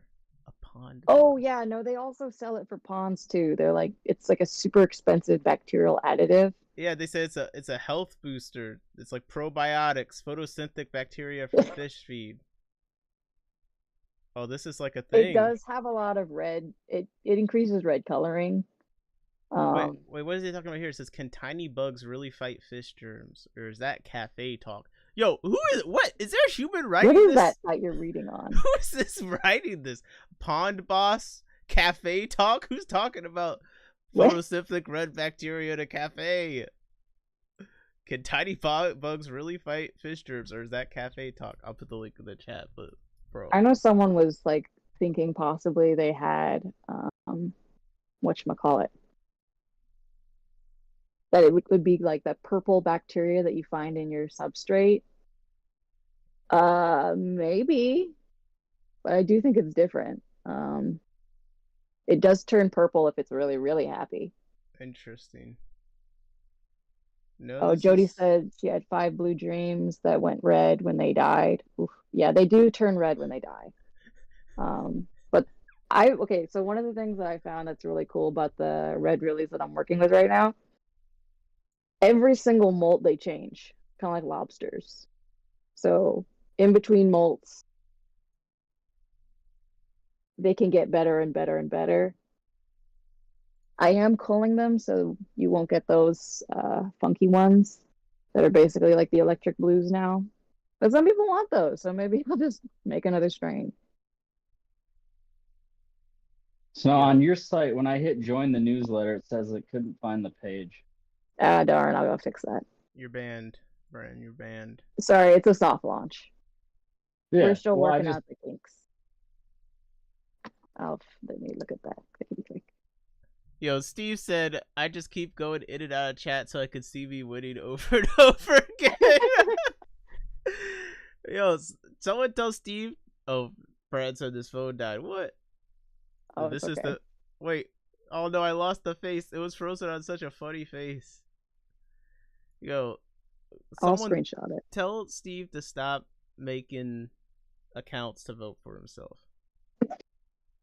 He's like getting his mom, his sister. It's 56%. Okay, you look. The chat is spoken. We'll pretend it's not Steve. I gotta grab a charger. No, it's Brandon's gotta grab that DeWalt charger. That's true. Oh my god, bro, we can't even end the stream until he charges his phone. Like, this is gonna take forever. Think No, about he's it. got that supercharger. It's gonna be fast. No, he's gonna go and feed all of his brine shrimp first. His second round. That's a possibility. I just want one of these brine shrimp people to just admit that they eat the brine shrimp. I feel like that's the only way you could love them this much. You have to be eating it yourself. So you're eating it. No, that's what I'm saying. Yes, I do have a overnight option. Okay. It's 25 for standard, and then the US UPS. Yeah, I could probably do that. You see, one person says that you deserve to be paid, and this just turns into a shilling fest for Captain's Critters. I specifically asked him in chat. I was like, "Hey, could you not post my website because it's not ready?" It's called reverse psychology. Big Steve said he's sorting brine shrimp while sitting on the toilet, bro. Sorting brine shrimp's great. I don't think I've said this, but in the Discord or anything, but I've got a 2.5. I put my drainage water brine shrimp. I drained out my brine shrimp hatchery. Oh, Brenton's back. I'm back. Oh, perfect. Brian, you'll be interested in this. So, did you see in the Discord how like I drained out my brine shrimp hatchery, like the little water left in it, and I like put it in a cup. I like forgot about it, and I found it after a few weeks, and there was adult brine shrimp in there, with eggs swimming around. They love neglect. So I've now made me decide to try and do a brine shrimp culture again. So and see, now when you try it, it's gonna fail. No, I got it at 2.5. I got the same salinity. I put the cup brine shrimp in there. It's been a few days. They're still alive, swimming around. Some more brine shrimp hatched. So, like, they're gonna go just like your fairy shrimp. No, they're go still quiet they're into growing. the dark night. They're supposed to reach maturity in like a week or two. So I'm just saying, I'm trying to be free of hatching them. Once I get the culture going, then we'll have a real debate. So now, do they reproduce live, like Daphnia when they're happy, and then cysts when they think they're gonna die? Yeah. Yep. Okay. Yep. Which is a great like a philosophical question. Like, if you were Brian Tripp right now, would you make a cyst or have a live birth? Mm-hmm. Which one? Or Do you think have to? people would buy mosquito eggs? I would do a cyst if I had to choose, just because the cyst is only going to hatch when conditions are right. That's true. But YOLO. Nick, if I was able to collect, because I have like mosquito bins outside with Well, dunks in fuck me them, then. I got called. would people want those mosquito egg clusters? Oh, would people want mosquito eggs? Clusters, right? Because they lay like going back on cysts, mosquitoes lay eggs as cysts, right? Mm-hmm. They're little floating raft things. I bet people would want those. So I think should try. why are the dunks important? I don't want mosquitoes. Okay. So they go to the nasty bucket of green water that Moina are happily partying in. They lay their little egg raft, leave it there, and dip off. Then the larvae hatch, go into the water, eat the spores from the mosquito dunks, and IXO. So you're saying I didn't think the dunks killed them. I thought the dunks just prevented them from leaving the larval state. Yeah, that's what I meant. Sorry. Like they Okay. hatch out and then they die. I didn't think they eventually they die when they can't more. No. They die like instantly. Like within 24 hours, they're gone. Oh, see, I didn't think it killed the larva, because you could do that, like you could almost culture them inside, I guess, or bring them inside with a dunk, and you could suspend them in a larval form and they won't pass that. Was my understanding. I've not tested it, but that's Oh, no that's worries. what I you can No, within culture them 24 inside. hours of adding it, they're dead though. okay. So you're proposing Daphnia would people magna want... are also sensitive to it though. The BTS bacteria. They will start floating, like they basically had a giant fart and it's stuck in their carapace, basically, and they will die off. But the Moina seem to just love it. They're just dancing in there, they're fine. But Daphnia magna do not like the BTS bacteria. Yeah, see, Jody's saying she still has mosquito larvae in her ponds after using Try the mosquito dunk. mosquito bits. Additionally, you need to rebuy it. Sometimes the bags go off. I've had more success using the bits, but I just call them dunks because that's more known rather than saying mosquito bits. Mm-hmm. I have had bags that do go off though. Like I accidentally kept it in a warm place, and within 24 hours the mosquitoes had not died, and I was like, okay, no. Got a new bag, kept it inside, works fine. And you do have to reapply them every 14 days for some situations. I've had it go as long as 30, but in the summer especially, I check every couple days just to make sure that none are hatching out. Because if I see a clump of them hatched out, I know the dunks need to be refreshed. So wait, but your proposal is, would people want mosquito eggs sent to them? I mean, like I just see little egg rafts in there. I could definitely take a spoon and put it on a paper towel and send it to someone. Like how much mosquito larvae would you get out of that? Hundreds. Because I think that's what I need. I need to see you get the raft of eggs, put it in some water, and then I just want to see how many hatch I mean, I showed it. I have pictures on Discord of that bottle where I put them in, and then they were all hatching out in there. And then I was like, I don't like this. So I just shook it until they died. Jesus. Then I put Daphne in it. Jesus. I don't like mosquitoes.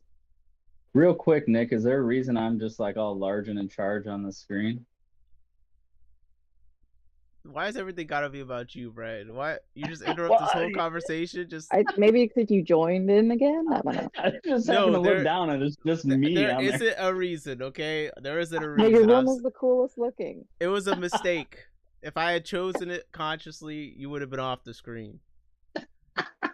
Black Planet said right on time for brine shrimp and mosquitoes. Yes, captains tried to say that there's a market for mosquito eggs. Mosquito cysts, right? Mosquito It'd be cysts. just dry. They're ready to go. Like I found out and I was terrified because like mosquitoes can lay eggs one season. It's not right for them. They overwinter. Water comes again in the spring and you got mosquitoes. Wait, and I was actually? like, So wait, this is yeah, like burn it with fire. so you could ship these, they wouldn't hatch, I and could ship then them dry. Until conditions are right. wait, Just but like Yep. brine okay, shrimp whoa, eggs. whoa, whoa, whoa, but could you stockpile like a bunch of eggs and then send I someone mean, like probably. because I think someone I'm surprised. Aaron said can't imagine anyone wanting that. Don't you intentionally get mosquito larvae? Like, what if instead you got a can of mosquito eggs, just like brine shrimp? You guys all do the brine shrimp? They I don't would need be salt to hatch. I would be way down with that. Oh my god, this is crazy. Like I This think is putting one little raft into like a betta tank, that'd be nice. Yeah. I think you need to start collecting. Like, get a 16-ounce can. Sounds like a disaster. What do you mean, bro? How does that sound like? People keep fruit fly culture. Yo, every time I talk to someone with a fruit fly culture, it just keeps getting worse. They all are so consistent with the reasons why. But, I like, should yeah, do they it. escape. Like John will be like, "Yeah, you got to be quick with it." Steve, he was honest. He was just like, "Bro, they're out in seconds. Like you got to be like, or you got thousands of them all over them." I'm like, "Bro, this is the worst." I just walked out and I was like, "Oh, I left the lid off that worm culture for like 3 hours. Like it's not gonna work for me, bro. It's not gonna work." Mosquito larvae, at least they like have some, time before. No, I think I'll collect a few and just put them on like a napkin and then see if I can rehydrate them. It'll definitely work, but Okay. How long would it just take for you anecdotal experience. to collect like 1,000 mosquito larvae worth? Well, it depends. I gotta go check and see how many rafts I've got out there. I have 2 buckets in the corner. Like you're supposed to do a 4-corner approach, like a bucket in each corner of your property, and then just like throw grass in there. I threw green water in there. I threw some moina in there. The moina are doing great. Hey, so my setup is I got my barrel with my rice fish outside, and then I've got a wheelbarrow sitting next to it that just has water in it all the time, and I have a pool net on a pole that I just scoop in the wheelbarrow, and then I Oh, that's hit it fantastic. I hit it on top of the barrel, and everything just falls in there. That's great. I overfeed Yeah. my fish, so they actually don't eat the mosquitoes, and I had mosquitoes hatching out in my rice fish pond.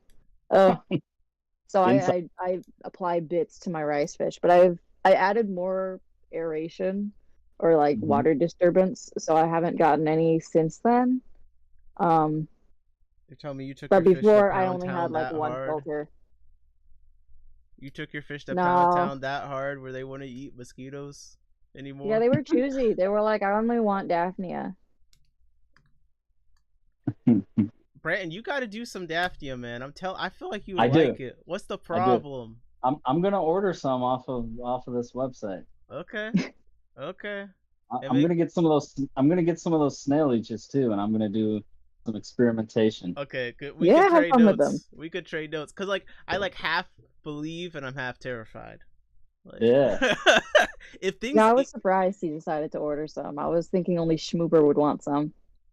that's how this started because someone in the Discord was like, "Oh, yo, snail leeches, I want some," and then we're like, "Wait, people would actually want snail leeches?" Like, So I started breeding them. Now, how are they with mystery snails? We'll eat them. They love soft-bodied snails. Okay. I had to set up completely new systems for my blueberry snails because I love those things, and they get decimated by snail leeches. Yeah. So see, what I'm thinking I want to do is I constantly trap snails, and I have a bucket that they just go in, and that's where a lot of like my plant trimmings and stuff go in as well, and they just kind of like eat that. But like if I just like fill that bucket with leeches, and then just dump my snails in there, it's kind of like a paper shredder. It would probably work. Yo, this is snail hell. This is another snail hell. So I gotta be honest, I've been doing something pretty brutal with my like everything is the same as what you're saying. Like I have a container, I put all the snails I catch in there, and I put like floating plant stuff in there. But then I feed all of that to my mealworm isopod culture. Like, so I've been You just feeding. toss them in there? Yeah, I've been feeding snails to like isopods and my mealworm slash Bercelioscaba lava slash some black soldier flies culture. And it's I feel kind of like an evil villain doing it because like bro, like So you're just crushing them? no. Oh. He's just letting them defecate. No. No, they're in like wet duckweed, so like you're talking about putting them in the feed of the leeches. It's not even worse. It's not even worse, okay? I'm feeding them the You're same doing the way. Goofy Goober from the SpongeBob movie, just drying out. No, they trust me. Drying out isn't what kills them, okay? Like the isopods like them, and the mealworm. Like I said, I didn't know mealworms weren't worms. Then I got a bunch of beetles. Now I have mealworms again. So I got mealworm beetles and the next generation of mealworms going. And like when I throw stuff in, the ground starts moving. Like it's terrible. Yeah. So you're saying the isopods eat live snails? I think so. I mean, I haven't The thrown them in forbidden and pudding. watched. All I know is the snails definitely disappear. They I was disappear. gonna say I've got a ton of snails in the tank that my isopods from you are in, and Black Panther's they gonna call the police. Oh, I'm talking They- terrestrial isopods. Sorry, terrestrial isopods. My Oh, bad. okay, Not the okay, aquatic. No, okay. the aquatic ones aren't gonna eat anything for you. I'm sorry. No, they do like Gotcha. crushed snails a lot though. I was gonna say I regularly crush snails and feed them to a lot of things. Corys, oh my god. Yeah. Aquatic isopods love crushed snails. Like I've actually seen one drag a crushed snail under a leaf before. That's the only time I've seen them do that with any food. It was crazy. Aaron said he's calling the police. Listen, I legitimately the mealworm chaos culture, and it was supposed to be a black soldier fly larva culture. There are some black soldier flies in there. Jury's out on if they made any larva, but it's up high, so like, and it's in one of those vertical exoterra things. So like, I don't have to acknowledge it exists most of the time. Just every now and then, I toss all my floating plants in there, and like if there's a dead fish, I'll toss that in there, and that shit is gone. Faster I mean, if your and cat faster. didn't eat it. No, Mhm. my cat hasn't eaten any dead fish. See, all my dead fish go in the planaria, or not the planaria tank, the blackworm tank. Ah, yeah, they love that. And they just munch it up. I feed my blackworms. I buy the frozen silver sides, and I'll throw one of those in there every once in a while, and they just love it. Wow. So you're not worried like if I a dead applaud your fish blackworm care. was sick, it won't like spread disease through the blackworms or anything? No, I they think metabolize so. it. Yeah. Okay. Could you show us your worm bin? Oh my god, here we go. We want to What's see that? the worm tub. Everyone wants to The see your fucking worms. worms. The big tub of worms? Yes, please. That's all the way I downstairs. have recently started. Oh, What? never mind then. It's downstairs? What? Since Yeah, when? It's in the downstairs closet. I just had it up here last time because I knew we were going to be talking about Oh it. my Okay. gosh. Well, do you have any other worm bin up here, bro? No, just the vinegar eels. I feel What like I the can hell? join now. I made 4 shoe boxes of worm cultures. You need the 27-gallon, bro. I mean, I can go grab it real quick. Just grab the worm bin, bro. Just All right. Yay! People do keep asking about his worm bin. It's so cool. Aaron, this is for you. Nobody has a worm that size or worm bin that size that I know of, except for Triple B 25. I honestly don't know anybody that has a worm bin that size either. Maybe it's for a good reason. You ever think about that? I think it's easy. Well, see, now you're starting to break out because you're losing signal. It's a sign. Okay. Repent. My worm bin. We're talking about my worm bin. Yeah, it's just as it's gross. See? A sane individual. I actually need to do a reset on this. And if you're interested in these white worms, I can pull some up for you while I do it. I have the soil downstairs ready to go. Oh my Ta-da! god. There it is. Okay. Yay! Big boy. Thank you. Brighton, I'm making you the big screen now. I don't want to hear anything about it. All I'm right. looking at your worm bin. But yeah, so this soil used to be, I don't know, like maybe an inch taller. And over time they kind of break it down. And it's kind of how you know you got to reset. I remember you said you feed them fish Yeah, food, yogurt. Yeah. Steel cut oats. Mm. So yeah, I actually haven't fed these guys in a while. Ah!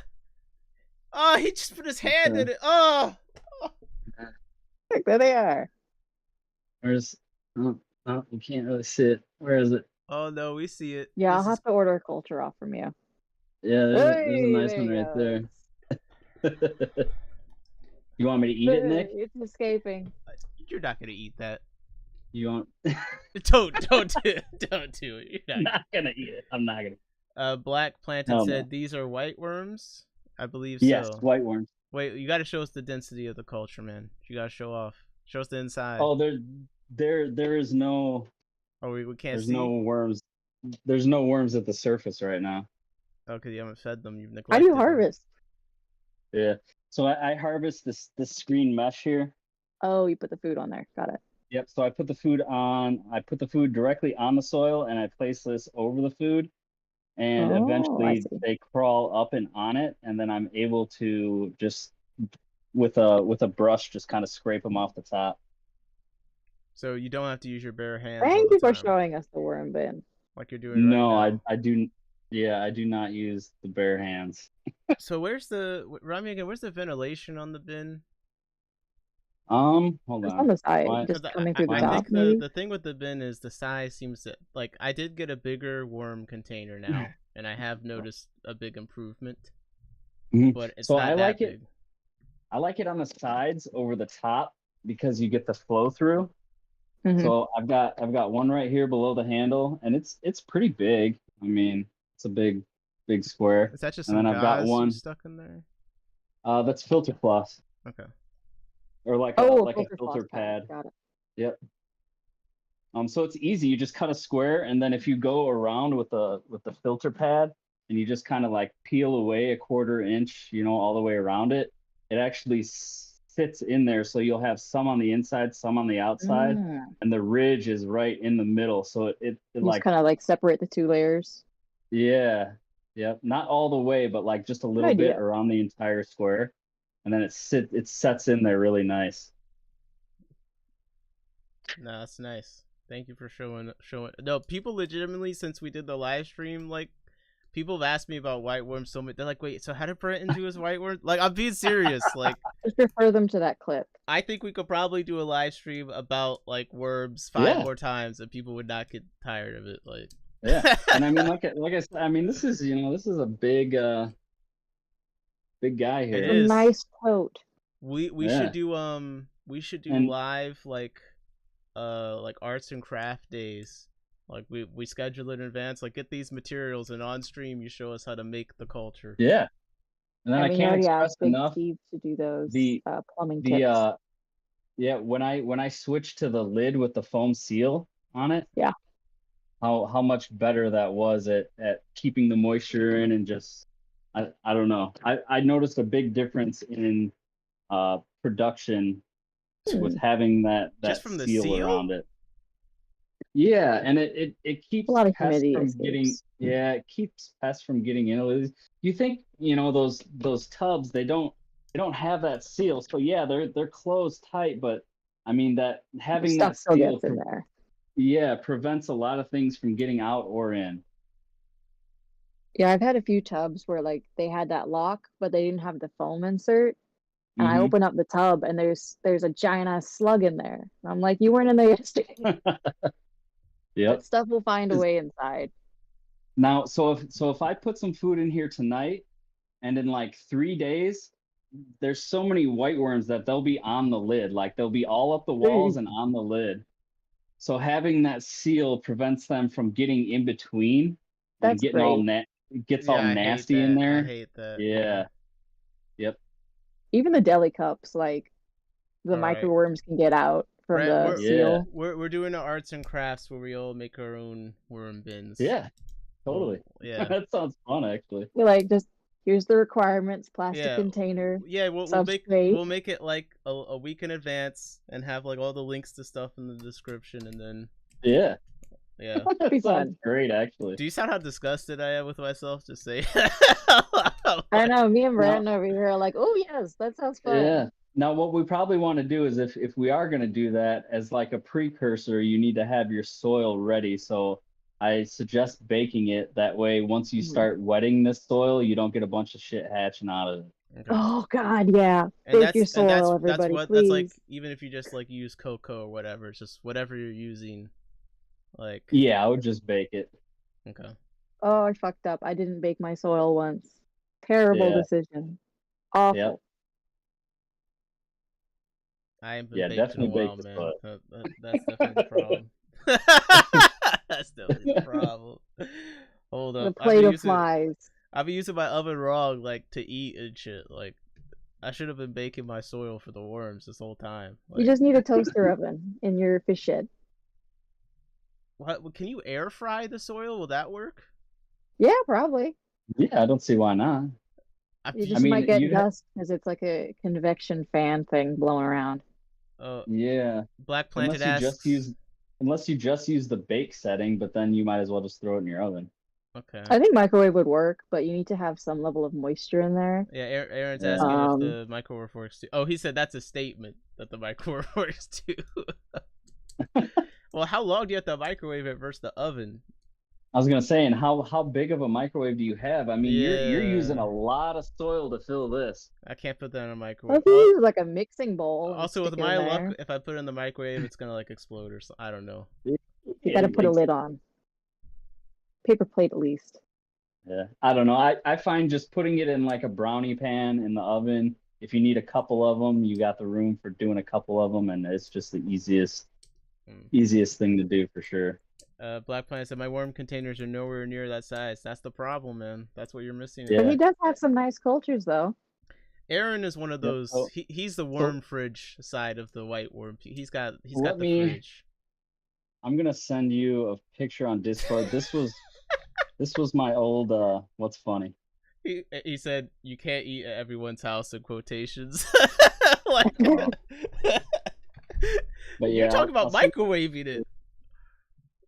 I'll send you a picture of my white worms, the old container. I had like one of those like liter, like green long containers. I think pretty sure it was like a Christmas one. It was like, Mhm. But even in a small container like that, you can get them going really good. You just have to change the soil a lot more often. Brownie The pan is reason too far.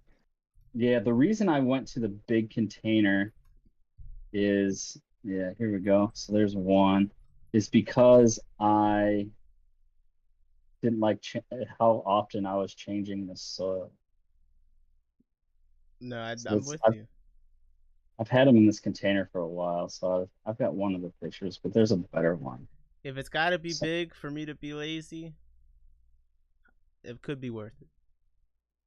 I just got to find the space, but I think I got to work my way up to the size that you're at right now, because. Oh, Nick, by the way, I think I lost the last of my Conrad Blacks. Very sad. What? But I think I know, right? I had a full-on, I had babies, but I think that the temperature increase, there was heat wave recently that I got hit with, just wiped them out. I suspect it's because there wasn't enough dissolved oxygen in the water. Yeah. I suspect that these ones really need a high level of dissolved oxygen. I had a and or are used to like a rushing river kind of thing.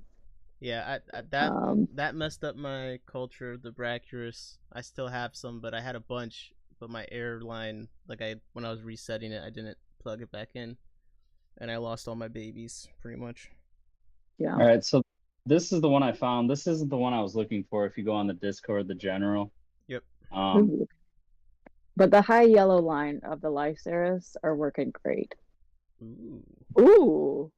And then Nice that shows green you an top. example. Yeah, that shows you an example of how they collect on top of that mesh. They're all going up the walls. Yep. Yeah. Excellent food. Great job. Yeah, it's disgusting. Thank you. I bet they would eat snails. Like if you threw in dead snails, I bet they would eat it. Probably. But the shells, that would be the problem. You just take them out, put them in the isopod thing. But then you have white worms in your isopods. Now these are white worms? Yep. They look small. I mean, They get bigger? they're not. They're Yeah, not. yeah, They're not. Okay, hold Yeah. up. No, wait a second. These white worms are small. Okay. I work with micro No, worms. Those are large. These aren't the white They're- worms I'm used to. They're pretty big. I mean, Go- in here they're big too, but like you got to think I'm constantly feeding, so they don't have the time to get as big in that smaller container. I guess. In this okay. big They don't get container, the I mean, Godzilla size. yeah, I mean I've got worms in here that are Okay, huge. I'll just check you, bro. I'll just check you. You got big worms. Yeah. My bad, bro. My bad. Don't salt my worms ever again, Nick. They were looking like brindle worms. I mean, I don't know what you call No, these. Are these the temperate they- white worms? This is what the room temperature white worms look like. Actually, these are Pretty good. acclimated to room temperature. Yeah, so they're in the summer they're sitting at probably 76. In the winter they're probably closer to 70. Have you noticed an increase in production when they get colder, or about the same? No, I think they produce faster when they're warmer. Okay, cool. Yeah, 100%. They tend to eat a lot faster too, which is nice. Makes sense. Yeah. Someone needs to get these worms under a microscope. I don't know if I believe there's a difference between the room temperature ones and the other ones, or at least I don't know if I trust everyone that puts Well, them. no, in, like, these are the ones that you weren't- can get hot. Well, these weren't bought as room temperature worms. I Acclimated refuse them. to. Yeah, That's I about refuse. that's what I'm you know. saying. Like I feel like they should all be able to do that then, right? Yeah, I would think so. I mean, obviously, if you're taking them from cold and then just blasting them with some heat, probably not great. But You got to do You it know. slow, Oh my Yeah. god. like how I did with the vinegar eels. Aaron said we can Yep. debate about white worms. Oh my gosh. yeah, we can. I guess And so. now- Fun. And now that's not even to say, because it wasn't always that bustling. So maybe it took them a while to transition, and then I guess after generations, maybe generationally they got used to the warm temperatures, and then because there was a point where they finally, like, I swear I opened the bin one day and they were just everywhere. Mm. Yeah, no, that probably happened. I just had Yeah. a brilliant idea. Since you and Aaron, like, you want to do the live food culture stuff, I feel like there's a lot to cover there. We should do a multi-round debate. Cause then you could Okay. win, like, you could win Elaborate. We're not like, multiple master topics. debaters. So they do a debate on, like, the white worms. All right, and we gotta take our notes, like, blah blah. Then they do the debate on, like, black worms or whatever. Then they do and then we gotta do the winner of each round of each topic. And it's a debate Okay. best of 3. Because I just feel like the live food culture is just like a lot of stuff. Big So- Steve putting in so 5. So like a debate boxing match. Yeah, exactly. Exactly. And we could shorten the format too a little bit. And I think Oh that yeah, would like be this funny. guy.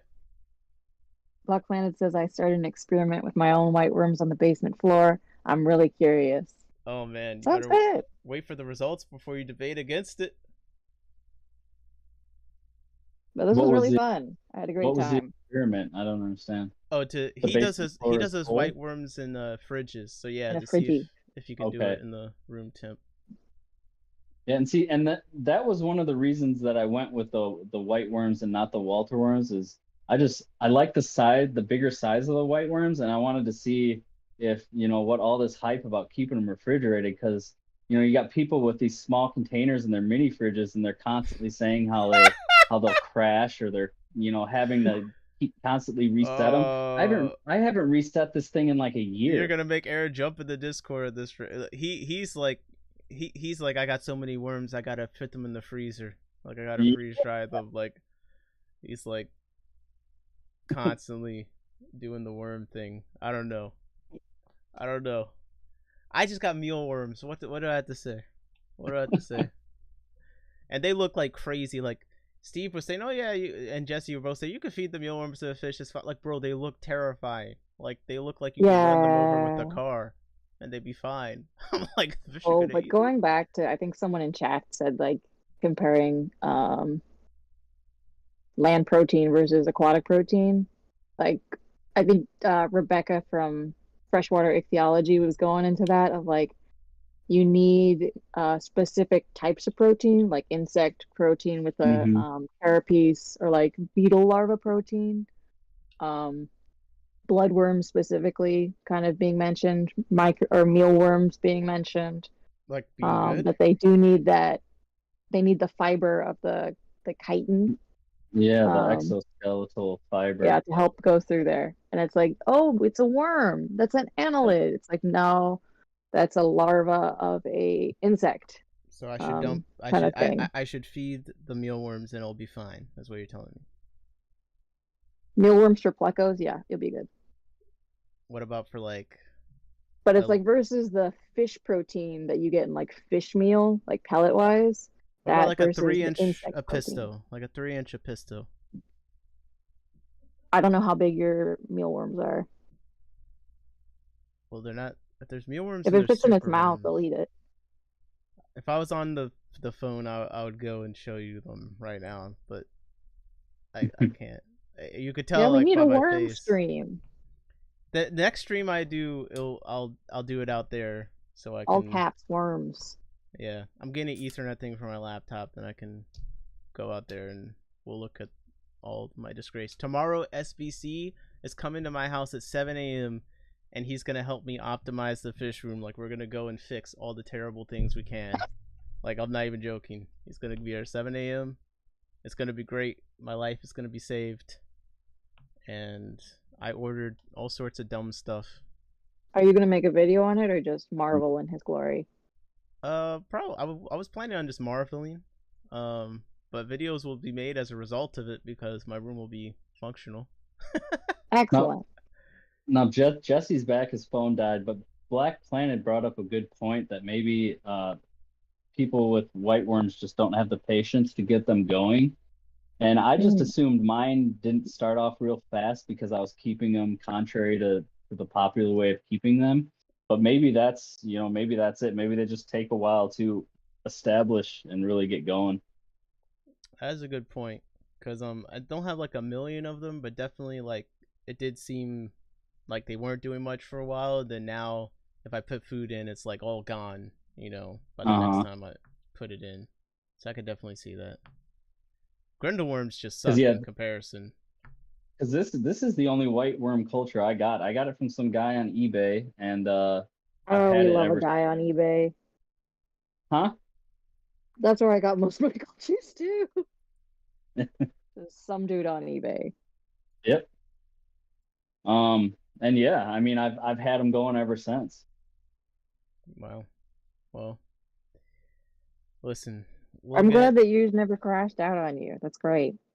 Yeah. That's what the big tub's for. We just need a date Hmm. from Aaron where he can debate and we can load up the next one. People seem to like the debate, so I feel like It was Yeah. a fun icebreaker, yeah. we could get it going. He said Grindelworm slander now. You're triggering me. There's so many question marks, exclamation points.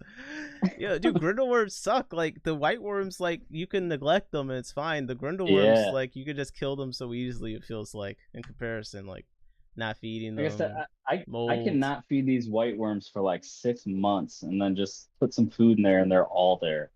I know. I It's know. great.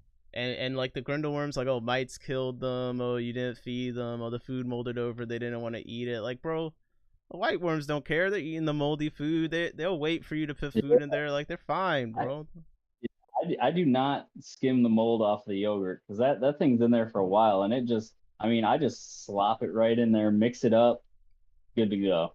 Yep. I just did that for the first time. I put the yogurt on the bread and I threw it in, and they definitely loved it a lot more. Yeah. Like, because Yeah, before, something about the yogurt. exactly, I don't know before what I don't I'd know have to what's wait. in it. I have to wait for it to get dark for them to, like, they don't want to eat it while I'm around. But with the yogurt, you put it in, they immediately start going to it. Like, they don't care. Have you Mhm. noticed like an increase of like completely disgusting smell, or is it just negligible? Yeah, it's just the same kind of Yeah. musty dirt smell. I mean, Okay, cool. I keep That's the kind lid of what closed. stops me from getting into the yogurt milk stuff from my cultures. I'm just like, What? Did you not dry have heaving. a red bacteria that you said smells like sulfur and you can't keep the lid on it or else it turns into a vacuum and collapses on itself? Yup. I keep that far, far away from the house. It is Oh, in the backyard, towards the back, I towards a ordered neighbor that I this. don't like. I ordered this stuff. God damn it. Like if you have one of those Gatorade bottles or like a flip top water bottle, you can just like have the top not completely sealed and that works fine. That's what I have. Okay. I have a bottle of it in my bathroom right now. Okay. Now, what about like a fermentation jar with an airlock? No. It will suck in and Like with the lock off or create a the weird lock on? situation. Brian, are you saying like with the airlock with it engaged or just putting it in and letting it air out? Because I think the Yeah, problem with is like the little liquid, or you put oil in the airlock. You know what I'm talking about in No, the it'll airlock? suck in. Okay. Airlock is for bubbling out. that's Yeah, beyond yeah. me. I was just Like the green curious water if off if it gases, could but work the other way. the PSB it sucks. Creates negative pressure. Yeah. I was just thinking about the smell, I guess. I wasn't thinking about the pressure. Because you said it smells. That's why it lives in the bathroom. Yeah. Well, could you do maybe like what, like a cheesecloth, like carbon pad on top of No. it, kind of thing? Like, isn't that like a odor thing they do? Like, I mean, that What about sounds what nice, about but those I don't trust it. what about those You- underwear that come with the scent patches and you just like put it on top of that? Maybe. that's Like what you got gets to the be green careful when light. you use it, though.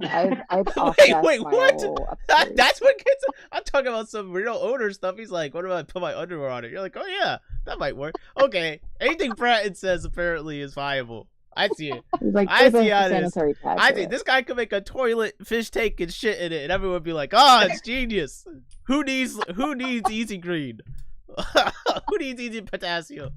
There's a toilet tank. I get it, bro. I get it. You You gotta want make. easy calcium, you just eat a bunch of bananas.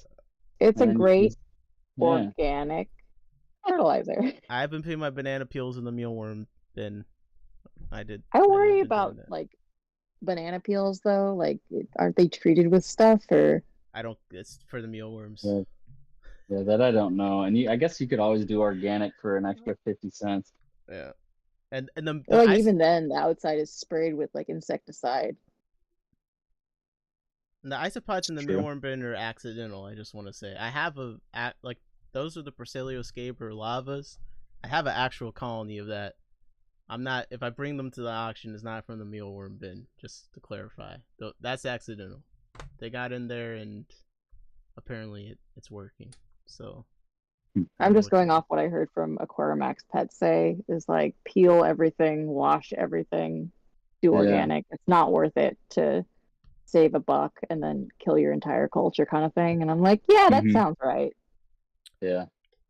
Barbara said, "Is this the same live stream? I went out and did an error, and now you guys are still going." Yeah.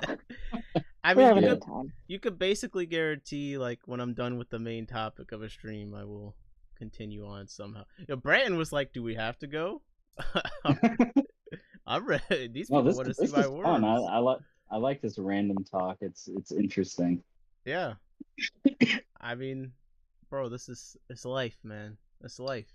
Mm-hmm. Next time, we'll do it after the debate, and I'll be in the fish room. We can get into some stuff because I think that's what I meant to tell you about. Like, I'm like the kind of person I have to keep talking about something a million times, like before I do it, to the point where like everyone's like, bro, you've been talking about this for like 5 years. So like I'm kind of doing that with the online BAP thing. Like I want to do a BAP, some kind of BAP thing we can all do together, like via the internet, and like, cause I'm having so much fun with the BAP program with the club. Like I want to make it something we can all do Share the together. BAP.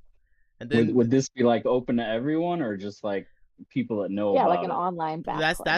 that's what kind of what the question is like how to go about it. Cause like cause I started the In Our Tanks Discord.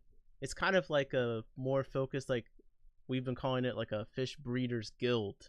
You know what I mean? But that feels like something separate than the online BAP program. So I'm like, okay, online BAP program, anyone can enter into it. Okay, what's the verification process that you actually bred something or raised some fry up? You know, so you get points for it. And I guess you would just have to like take a selfie with the fish. Right. I have no Yeah, idea. That's choose what I'm one saying. object. Because the way that the clubs do it is you have to put the fry like in the auction. You know what I mean? So I guess we would hold an online auction at the end of it. we could do an online That's auction, doable. like that is I possible. I do two of them a month already, so Really? What? yeah. I need to Oh, I gotta check that out. attend one of those. I've Yeah, been you in do. there. There's one tomorrow. Hey, Really? Yeah. What Or time? no, not tomorrow. The 5th. Okay. I was about to say So Saturday because I think the at only 7. okay. Let me put that in my calendar. The only fish event. And it's actually I don't know how many vendors are going to be in this one because it's the day after the 4th. So I was given the green light to go ahead and add whatever I want to the auction. Typically you're like limited to 4, 5, 6 lots. But where's yeah, this I have held? the auction on Saturday is going to be on Jeff Pelham's channel. Oh, okay. All right. And then the auction on the 19th is going to be on Skipper's Aquarium's channel. I could at least put like a pair of Elisoma in there or something. I'll also have to put that into the Discord ship later. that without killing it. How What? are the Elisomas hardy? Yes. Yeah, something is knocking a lid back here and it's tripping me out. Sorry, Oh, my goldfish does that. Like they're he just so freaked out goddamn big time, noisy. bro. I got scared. It just Yeah. sounds You like see they the way? punch the lid. You see the way he What turned is around? going on? Perfectionist. What is man. that? That's what we're seeing at work right now. Something is out of place, and he can't stand it. What's your noisiest fish? For me, it's definitely the goldfish. They like punch the lid. They're constantly trying to jump out. When I had a group of like a big group of sparkling gouramis, they did that noise constantly. That was pretty loud. There it is. You could hear that. Oh, I heard that. Have you guys heard the sparkling gouramis when they do their clicking at each other? No, I haven't. I'll have to check that on YouTube. Yeah, it's pretty wild. It's loud. I was shocked to learn catfish squeak. But it kind of makes sense, right? Like the name, like catfish. Like I'm kind of glad they do. It was really cute. Let me show you the sparkling gourami noise because I do think it's. I wonder if it's the sponge. But then my noisiest fish right now is Congo tetras because like if I put food on the top, like they go at it so hard, like it splashes everywhere. And like I had one the other day, the lid was like folded over and they jumped out and landed on the folded over part of the lid and like jumped back in. I was like, bro, calm down.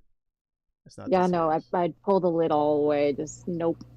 You are staying inside. All right, here's the sparkling gourami noise. Let's see. Oops, I got a dead killie. I just pulled out of there. Oh man. To the worms. I'm Give sorry to them hear to the that. worms. Yeah. I'm so sorry. Rest in peace. Yeah, he was pretty too. I forget what kind he was. I'm terrible. I'm terrible with names. With killies, I'm always like, did they reach the natural end of their 1 year lifespan kind of thing? Yeah, could have been that as well. Just kind of a bummer, but I understand it. Mm-hmm. Did you guys hear this gourami? I did not. Here you go. I just heard the thing in Brandon's room just clunking. Yeah, that was weird. It tripped me out. There you go. I don't know if I'm sharing sound with you too. Maybe that's the problem. Yeah, think you this are I didn't not. hear anything. Okay. 1 second. Not bad. Yeah, all my lights are out now. Well, My anyways, fish go to bed early. it kind of sounds like a.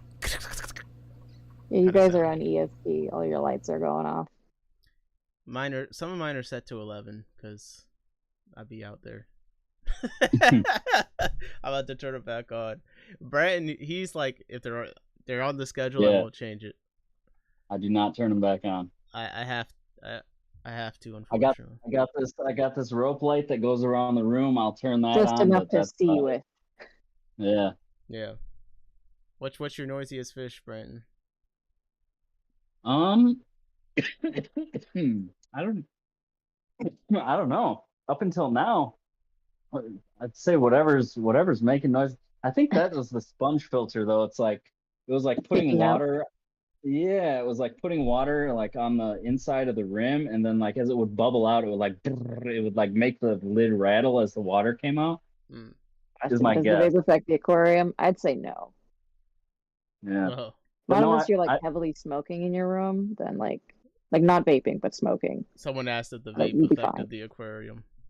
oh yeah, no, I don't I think vape in my so. room all the time. They're fine. It makes Yeah. it makes the fish feel cooler. If anything, it makes it better. Okay, guys, take all your advice from But no, I don't know what my loudest fish would be. I mean none of my fish are really all that loud unless they're eating. So probably the trout gadeids, they're like piranhas. Let be damned, yeah.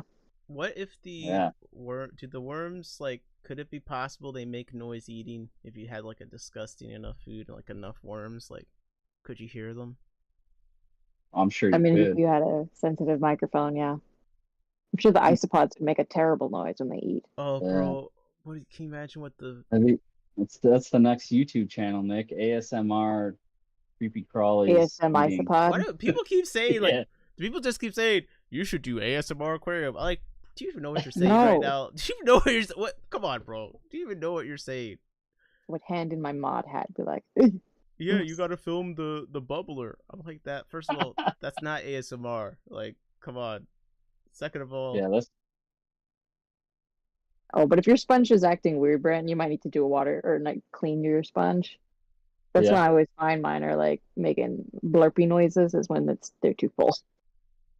yeah, no, I think the water's just real high on that tank and it's just Okay. bubbling the lid in the back.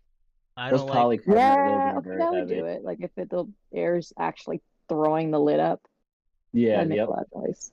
I don't like this question because Black Planet asks Branton, "Have you heard the white worms?" Question mark. I don't like the question because it implies that he has heard his white worms before. Does the white worms make a noise? I've not heard the white worms. I'm sure right now if I could hear them, they'd be like, "Feed me, bitch." But because it's been a minute, but yeah, it's probably been like a month since I've got them. You could hatch brine shrimp every day for your fish, but the white worms, you can't even throw some trash in there for them or something. Like, you can't. Probably Like, just Yeah. sacrifice the killie to them. Keeps them humble, you know. True. If you Okay. fed them too much, they would start a government. Yeah, you Mutiny, gotta show them, escape. let them know who's in charge, you know. Dude, the mealworms definitely make a noise. That's all I can think about right now. They definitely, bro. Have you seen? You know what mealworms look like, right? Yes. Like, Gross. have you handled them in person recently? Like, Not recently, no, but I mean they're the ones you get at the pet store to feed like your bearded dragons and shit, right? yeah, man. Like, they're huge. Yeah. They Yeah. do make a noise. They don't look edible. Like, they don't look. They look Oh, hard. they look hard. Yeah. That's why I'm saying. That's why I'm scared to feed them. But now Captain's saying, do it. Mm-hmm. But I mean, if you squish it, like, bro, I don't want to squish it. Oh my god. Oh, that would be disgusting. Oh. Yeah, you Oh. just throw down some parchment paper, lay them down, and run a rolling pin over them. How do you guys sleep at night, man? how long do black worms last in the fridge if you don't feed them? A week maybe. They need oxygen. It's not so Yep. much. Yeah, they can breathe atmospheric oxygen, but yeah, they're just not going to do good in a small volume of water like that. How would you store them longer term than? In a 10-gallon tank like I'm doing. Okay, something Filter or like something for external someone who things. doesn't want to sacrifice a 10-gallon tank to that. Just You could get replace like the a water every couple days.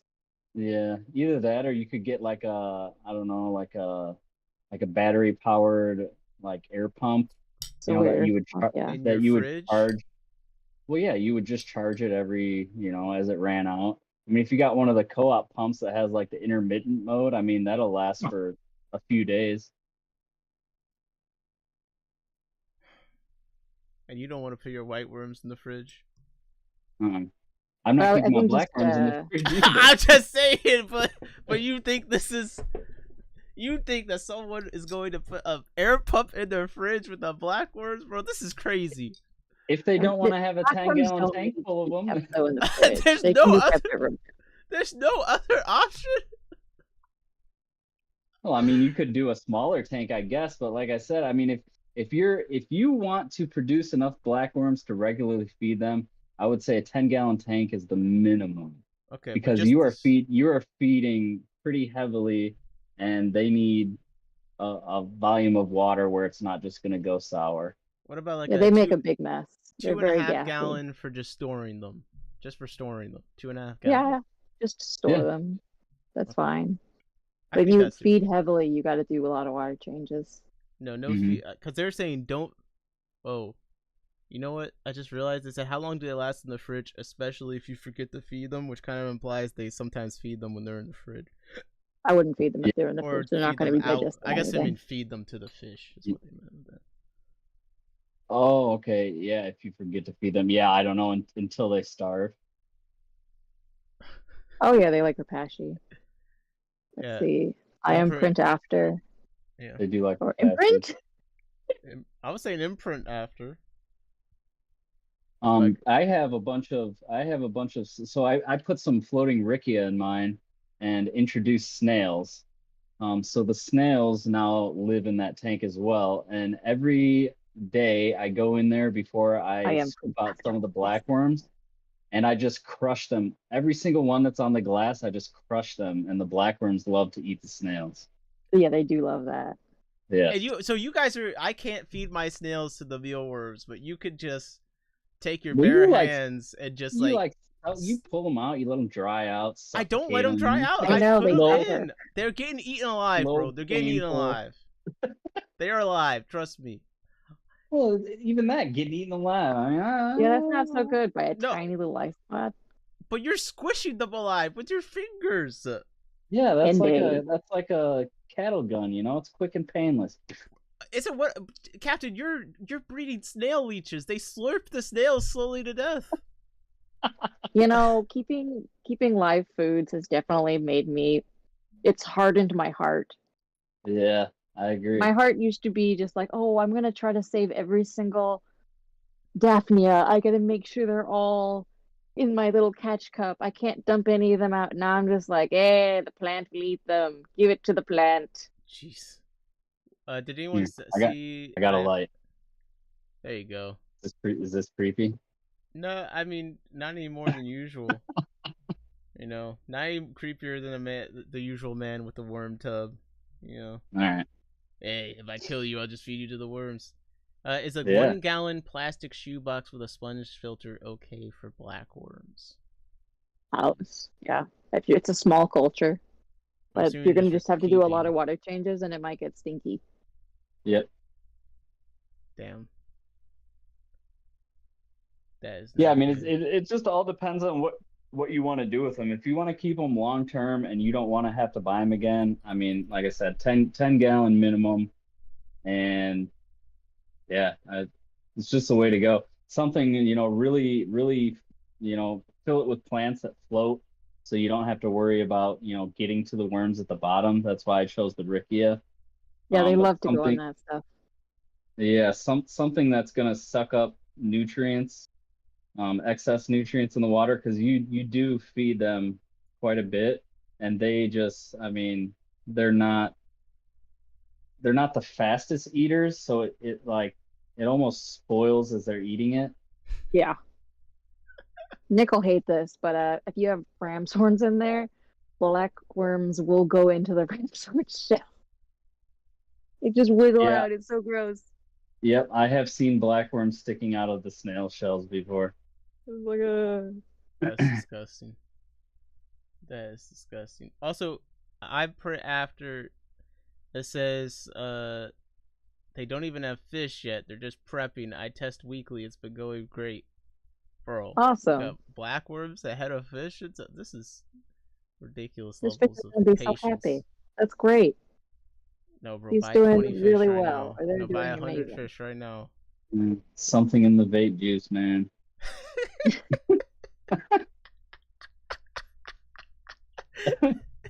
I Worm. mean, he's touching worms with his bare hands. There could be a psychoactive on that worm. No. Well, that's like why you're not supposed to handle bloodworms with your free hands because you can get an allergy. Mm-hmm. Don't know if the Yeah, other that- worms are like that, but bloodworms Yeah, definitely. that one's kind of weird. I always thought that was weird. It's not like an initial allergy. It kind of builds up over time. I always thought that was kind of odd. You never had Yeah. someone like slowly get sick of you over a period of time?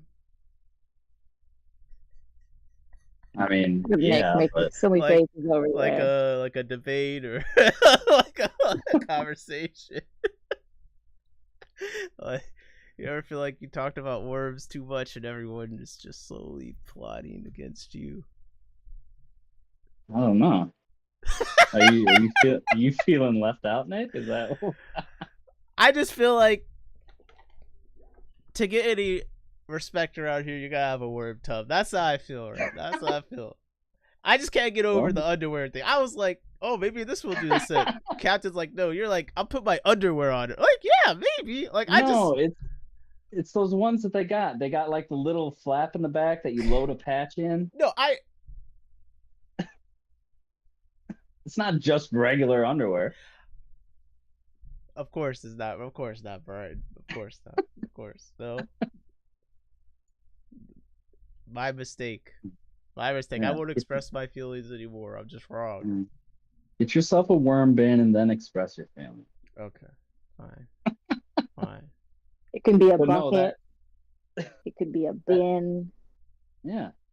No, that totally though, that like live workshop, let's build a worm bin together. It's like, the wine and paint night at the bar or whatever. Yeah. No, we should do that. I think we got to do that for sure. Yeah, that sounds fun. We'll pick a day. And Yeah, sometime soon because I do need to reset this. Okay. Yeah. No, just let's get the link of ingredient stuff together, and yeah, we'll just pick a day. Okay. I'm definitely Cool. around. Oh my gosh, I just saved a fish. It was bricked into next to the wall, stuck on Oh, a wow. piece of sponge. Whew, So, nervous, scary. all right, guys, I gotta wake up early, so I'm gonna All be right. the one to end the party. But before we go, any last questions, comments, concerns, Brighton? You got anything coming up you wanna let people know about?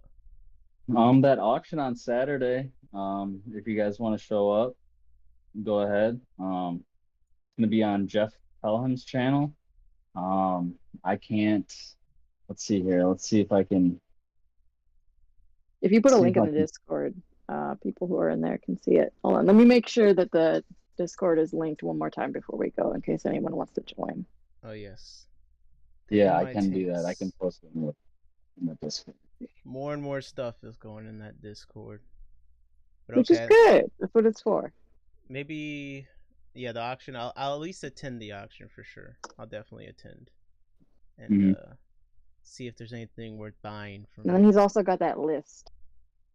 Yes, we need the list. I have to do my list. I need to beat Aaron and Bap. I need something I can breed easily. Like what? Just anything. Something that Aaron doesn't have. I guess. No. 15 points, 20 You points. have- What are some 15-point fish? I know I came in late on your stream the other night. I mean, do you have any other pseudomcgills? I already Betas Yeah, told I you that got no. start with I A. got I got Signifer, Gertrude, and Luminatus. Which one is Ooh, Signifer? Luminatus is pretty. I have Luminatus. Yeah, but honestly, the Signifer have become my favorite. I love the Luminatus; they're gorgeous. But Oh, the Signifers, they get a little bit bigger, and their top dorsal fin, when they're of like a decent age, they kind of got this drape over white fin. they got the Super pretty. they got the Mellis vibe to them a little bit. Yeah. Okay, no, I could definitely go. Is that going to be in the auction? Holy. Well, I could put some in No, the no, auction, actually, or don't you, put them in the auction. I'll buy them for me. I was gonna say, or I could just sell them to you. Wait a second. Hold up. I've watched enough of these auctions. Yeah, I was gonna say, I think my group of 6 Luminatus last time went for 67. So Yeah. I mean, they're expensive in the stores and they stuff. are an expensive one. That was still, I feel like that was shipping included too. So Oh wow. Okay, that's actually not bad. That's actually yep, not Yeah, bad. yeah, with shipping, that's great. all my lots I started just doing the shipping included. So like this bid starts at $20 ship. Mhm. Nice. It just makes it easier because then you got people like they didn't hear what the shipping was, or just Yep. constantly asking what the shipping is. This way you can just be like, this is what it is shipped, go ahead. Which is the most accurate Signifer photo? Any of these? I can't honestly see Black Panther's giving you that sass. small. Can you put that on the Uh, large screen? Ooh, look at those fins. Okay. It almost here's looks like it's upside down. I know. Yeah, I they're really cool fish. Mine I are a want. lot chunkier than that. Mine are not that thin, but I'm pounding them with food. So go. Oh, okay. Oh, they got different locations of them. Uh-huh. But yeah, I like how that dorsal fin gets so long because Oh, Yeah. nice. Okay, so because this when like they're long one is kind of like what you're more used to. yeah, Okay. when they're not displaying, that fin just drapes over and it's just super cool looking. Like a thread fin kind Hmm. of vibe. Yeah, kind of, yep. Also, uh, yeah, Aaron said it's okay. You'll never be able to figure out which fish is which. I'm not concerned. Hey, I've been sorting my fish much better these days. I know which one. I have 4 Gertrude ready to be bapped for the next auction. They're only 15, but it's fine. Wants to know he does that on Aqua. I'm thinking what the shipping included. Yeah, I I think think it so. works out. It just makes it easier, and if anything, it makes it go higher because people aren't thinking about the shipping. They just know that the fish is being shipped at whatever price they pay. So I actually think it's a benefit. Mm. Oh, since you're Because here, what shipping do you use generally? me, USPS, UPS, yeah.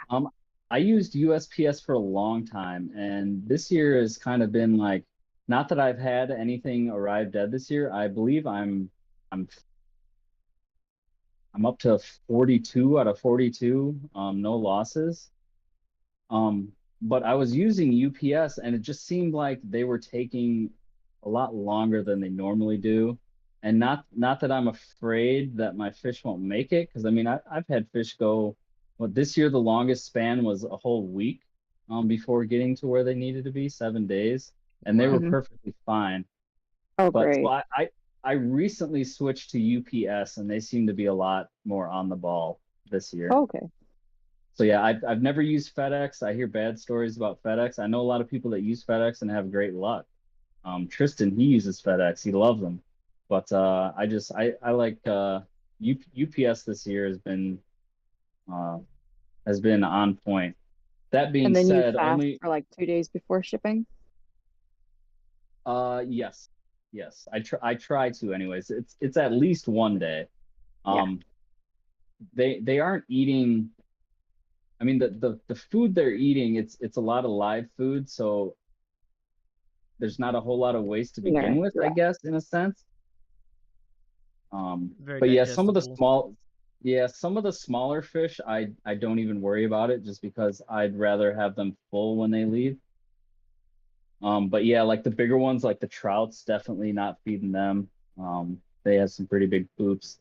The plecos, they're almost impossible. I mean, obviously, I'm not target feeding them, but I mean, they're always eating on something. Kind of any fish in general, really. So yeah, but the bigger fish, I definitely make sure to fast. Thanks for that. I appreciate it. Yeah. Which dwarf cichlids do you have? I have the Pistogramma barelli actually that are ready Nick's asking to. like he wants to buy. Yeah, I can I'm looking at the points. accurately sex them out. Oh, beautiful. I have a pair of Dutch rams that have yet to spawn, but they're fairly young. I just got them like 3 weeks ago.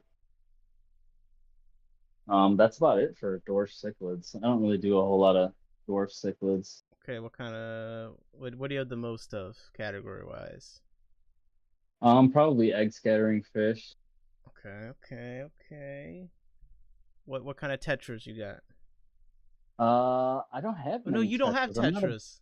Yeah, just I'm not a remember big that. tetra guy. Yeah. Okay. I already asked about Jesse's got rainbow. tetras. He's got the bloodfin, diamond. Yes, Barbara, I have enough pistos for you. I haven't Red forgot tail about light. Hey, back off, Barbara. Back off. you. Oh, she asked for you. Do you have the one-sided live bearer? This is so random. No, actually, but I'll be getting some soon. Damn, I need that one. I need that. Yeah. Once you Yeah, breed just them, wait. Get off him. put me on the waiting list. Okay. Where you get them from?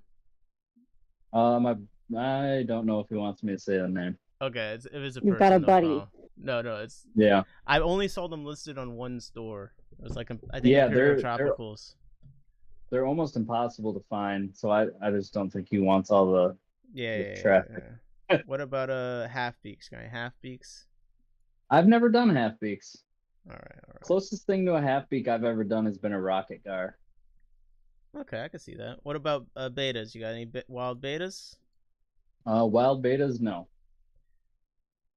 Barbs?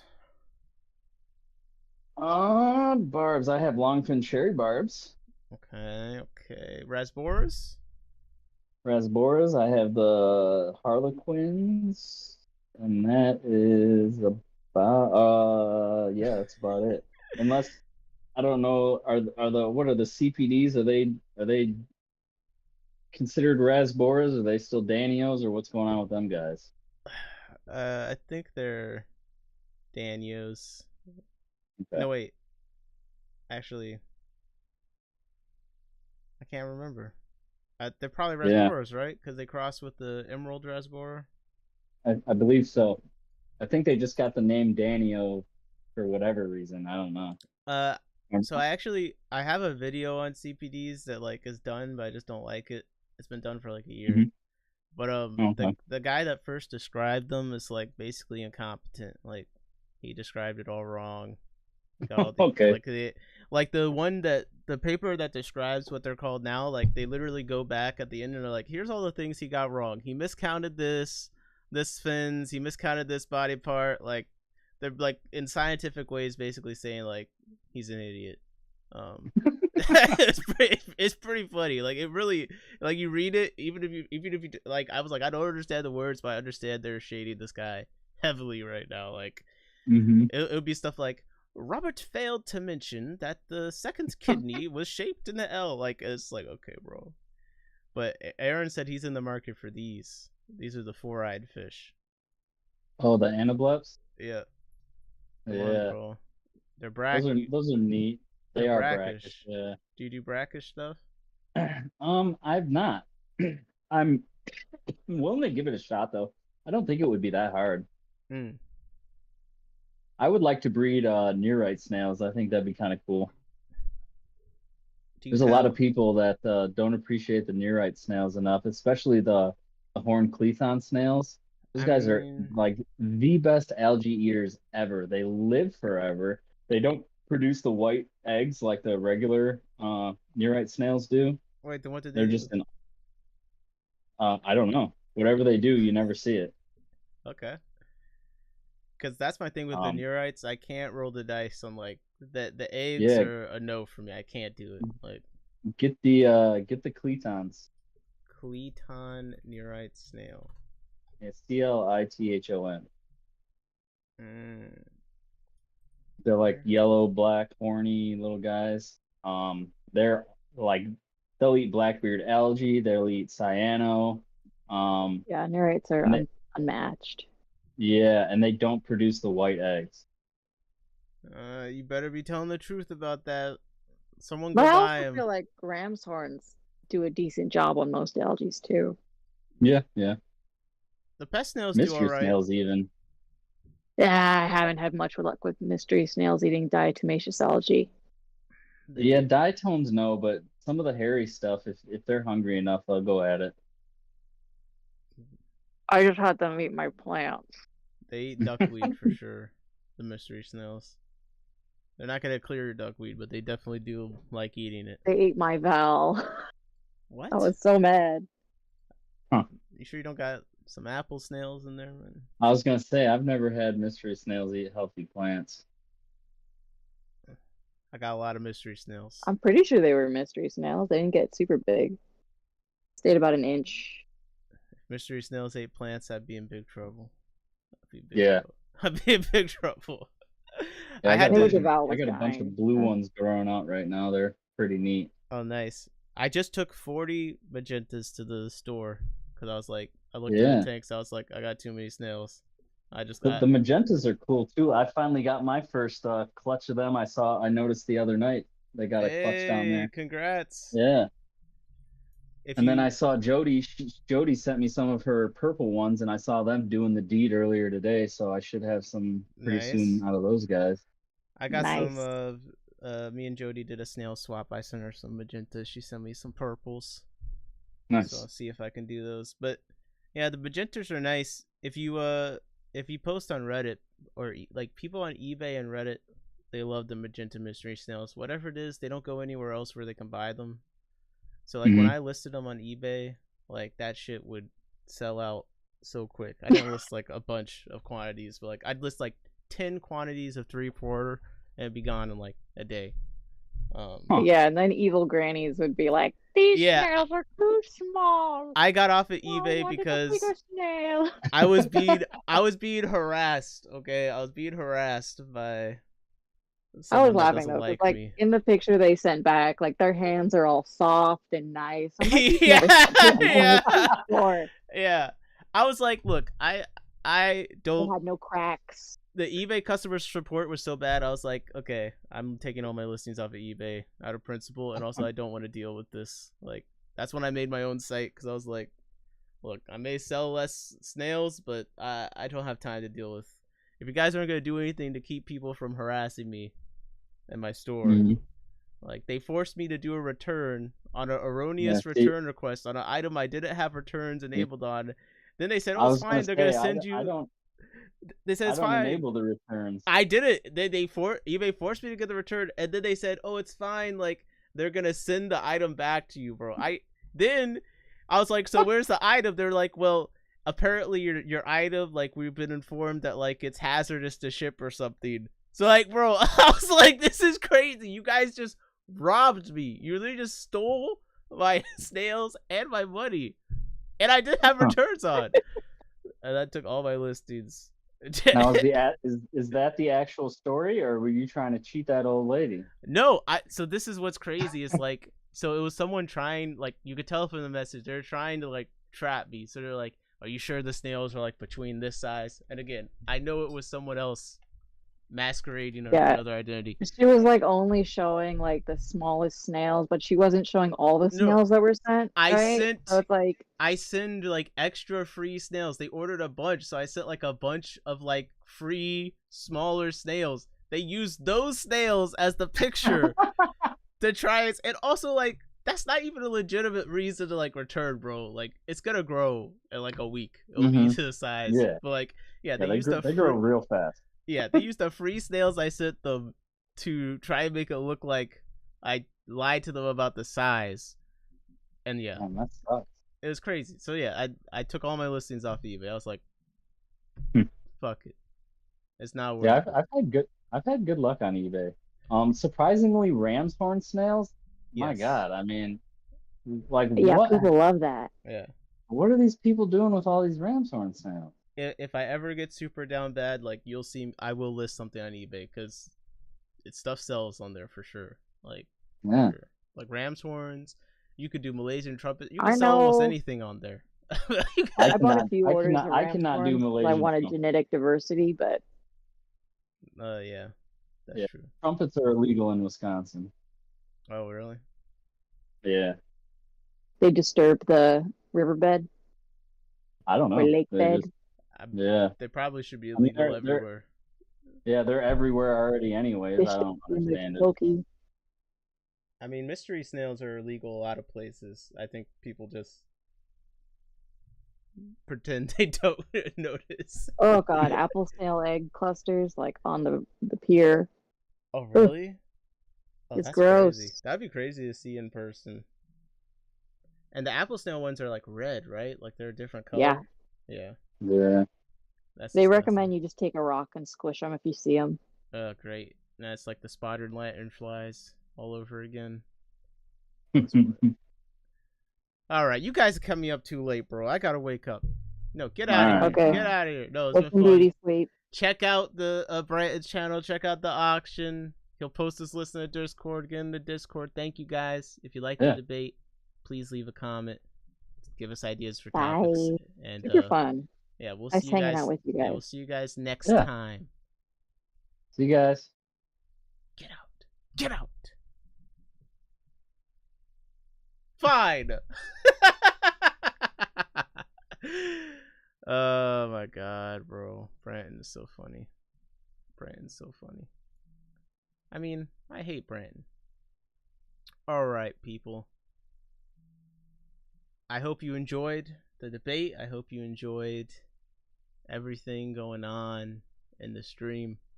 Thank you to Captain and Brighton for helping me judge, for hanging out, and just generally being tolerable. Thank you for everyone in the chat. Thank you very, very much to Steve and Jesse for participating in the debate. First debate ever. It was a big task. You guys knocked out the park. Steve is somehow winning in the poll now. Let's pretend like we don't know that he made 20 accounts to vote for himself. But yeah, very fun stream.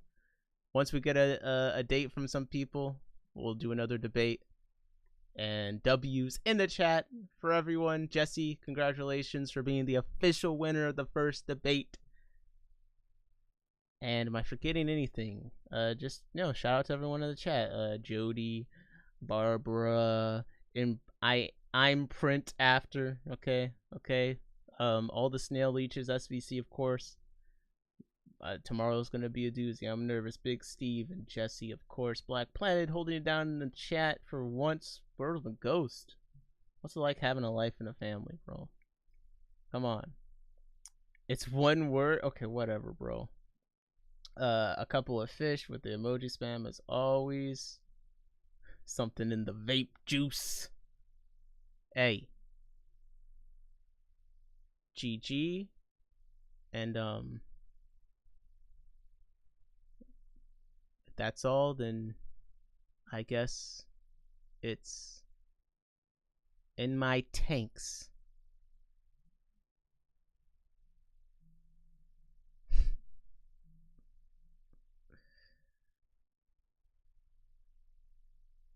Out.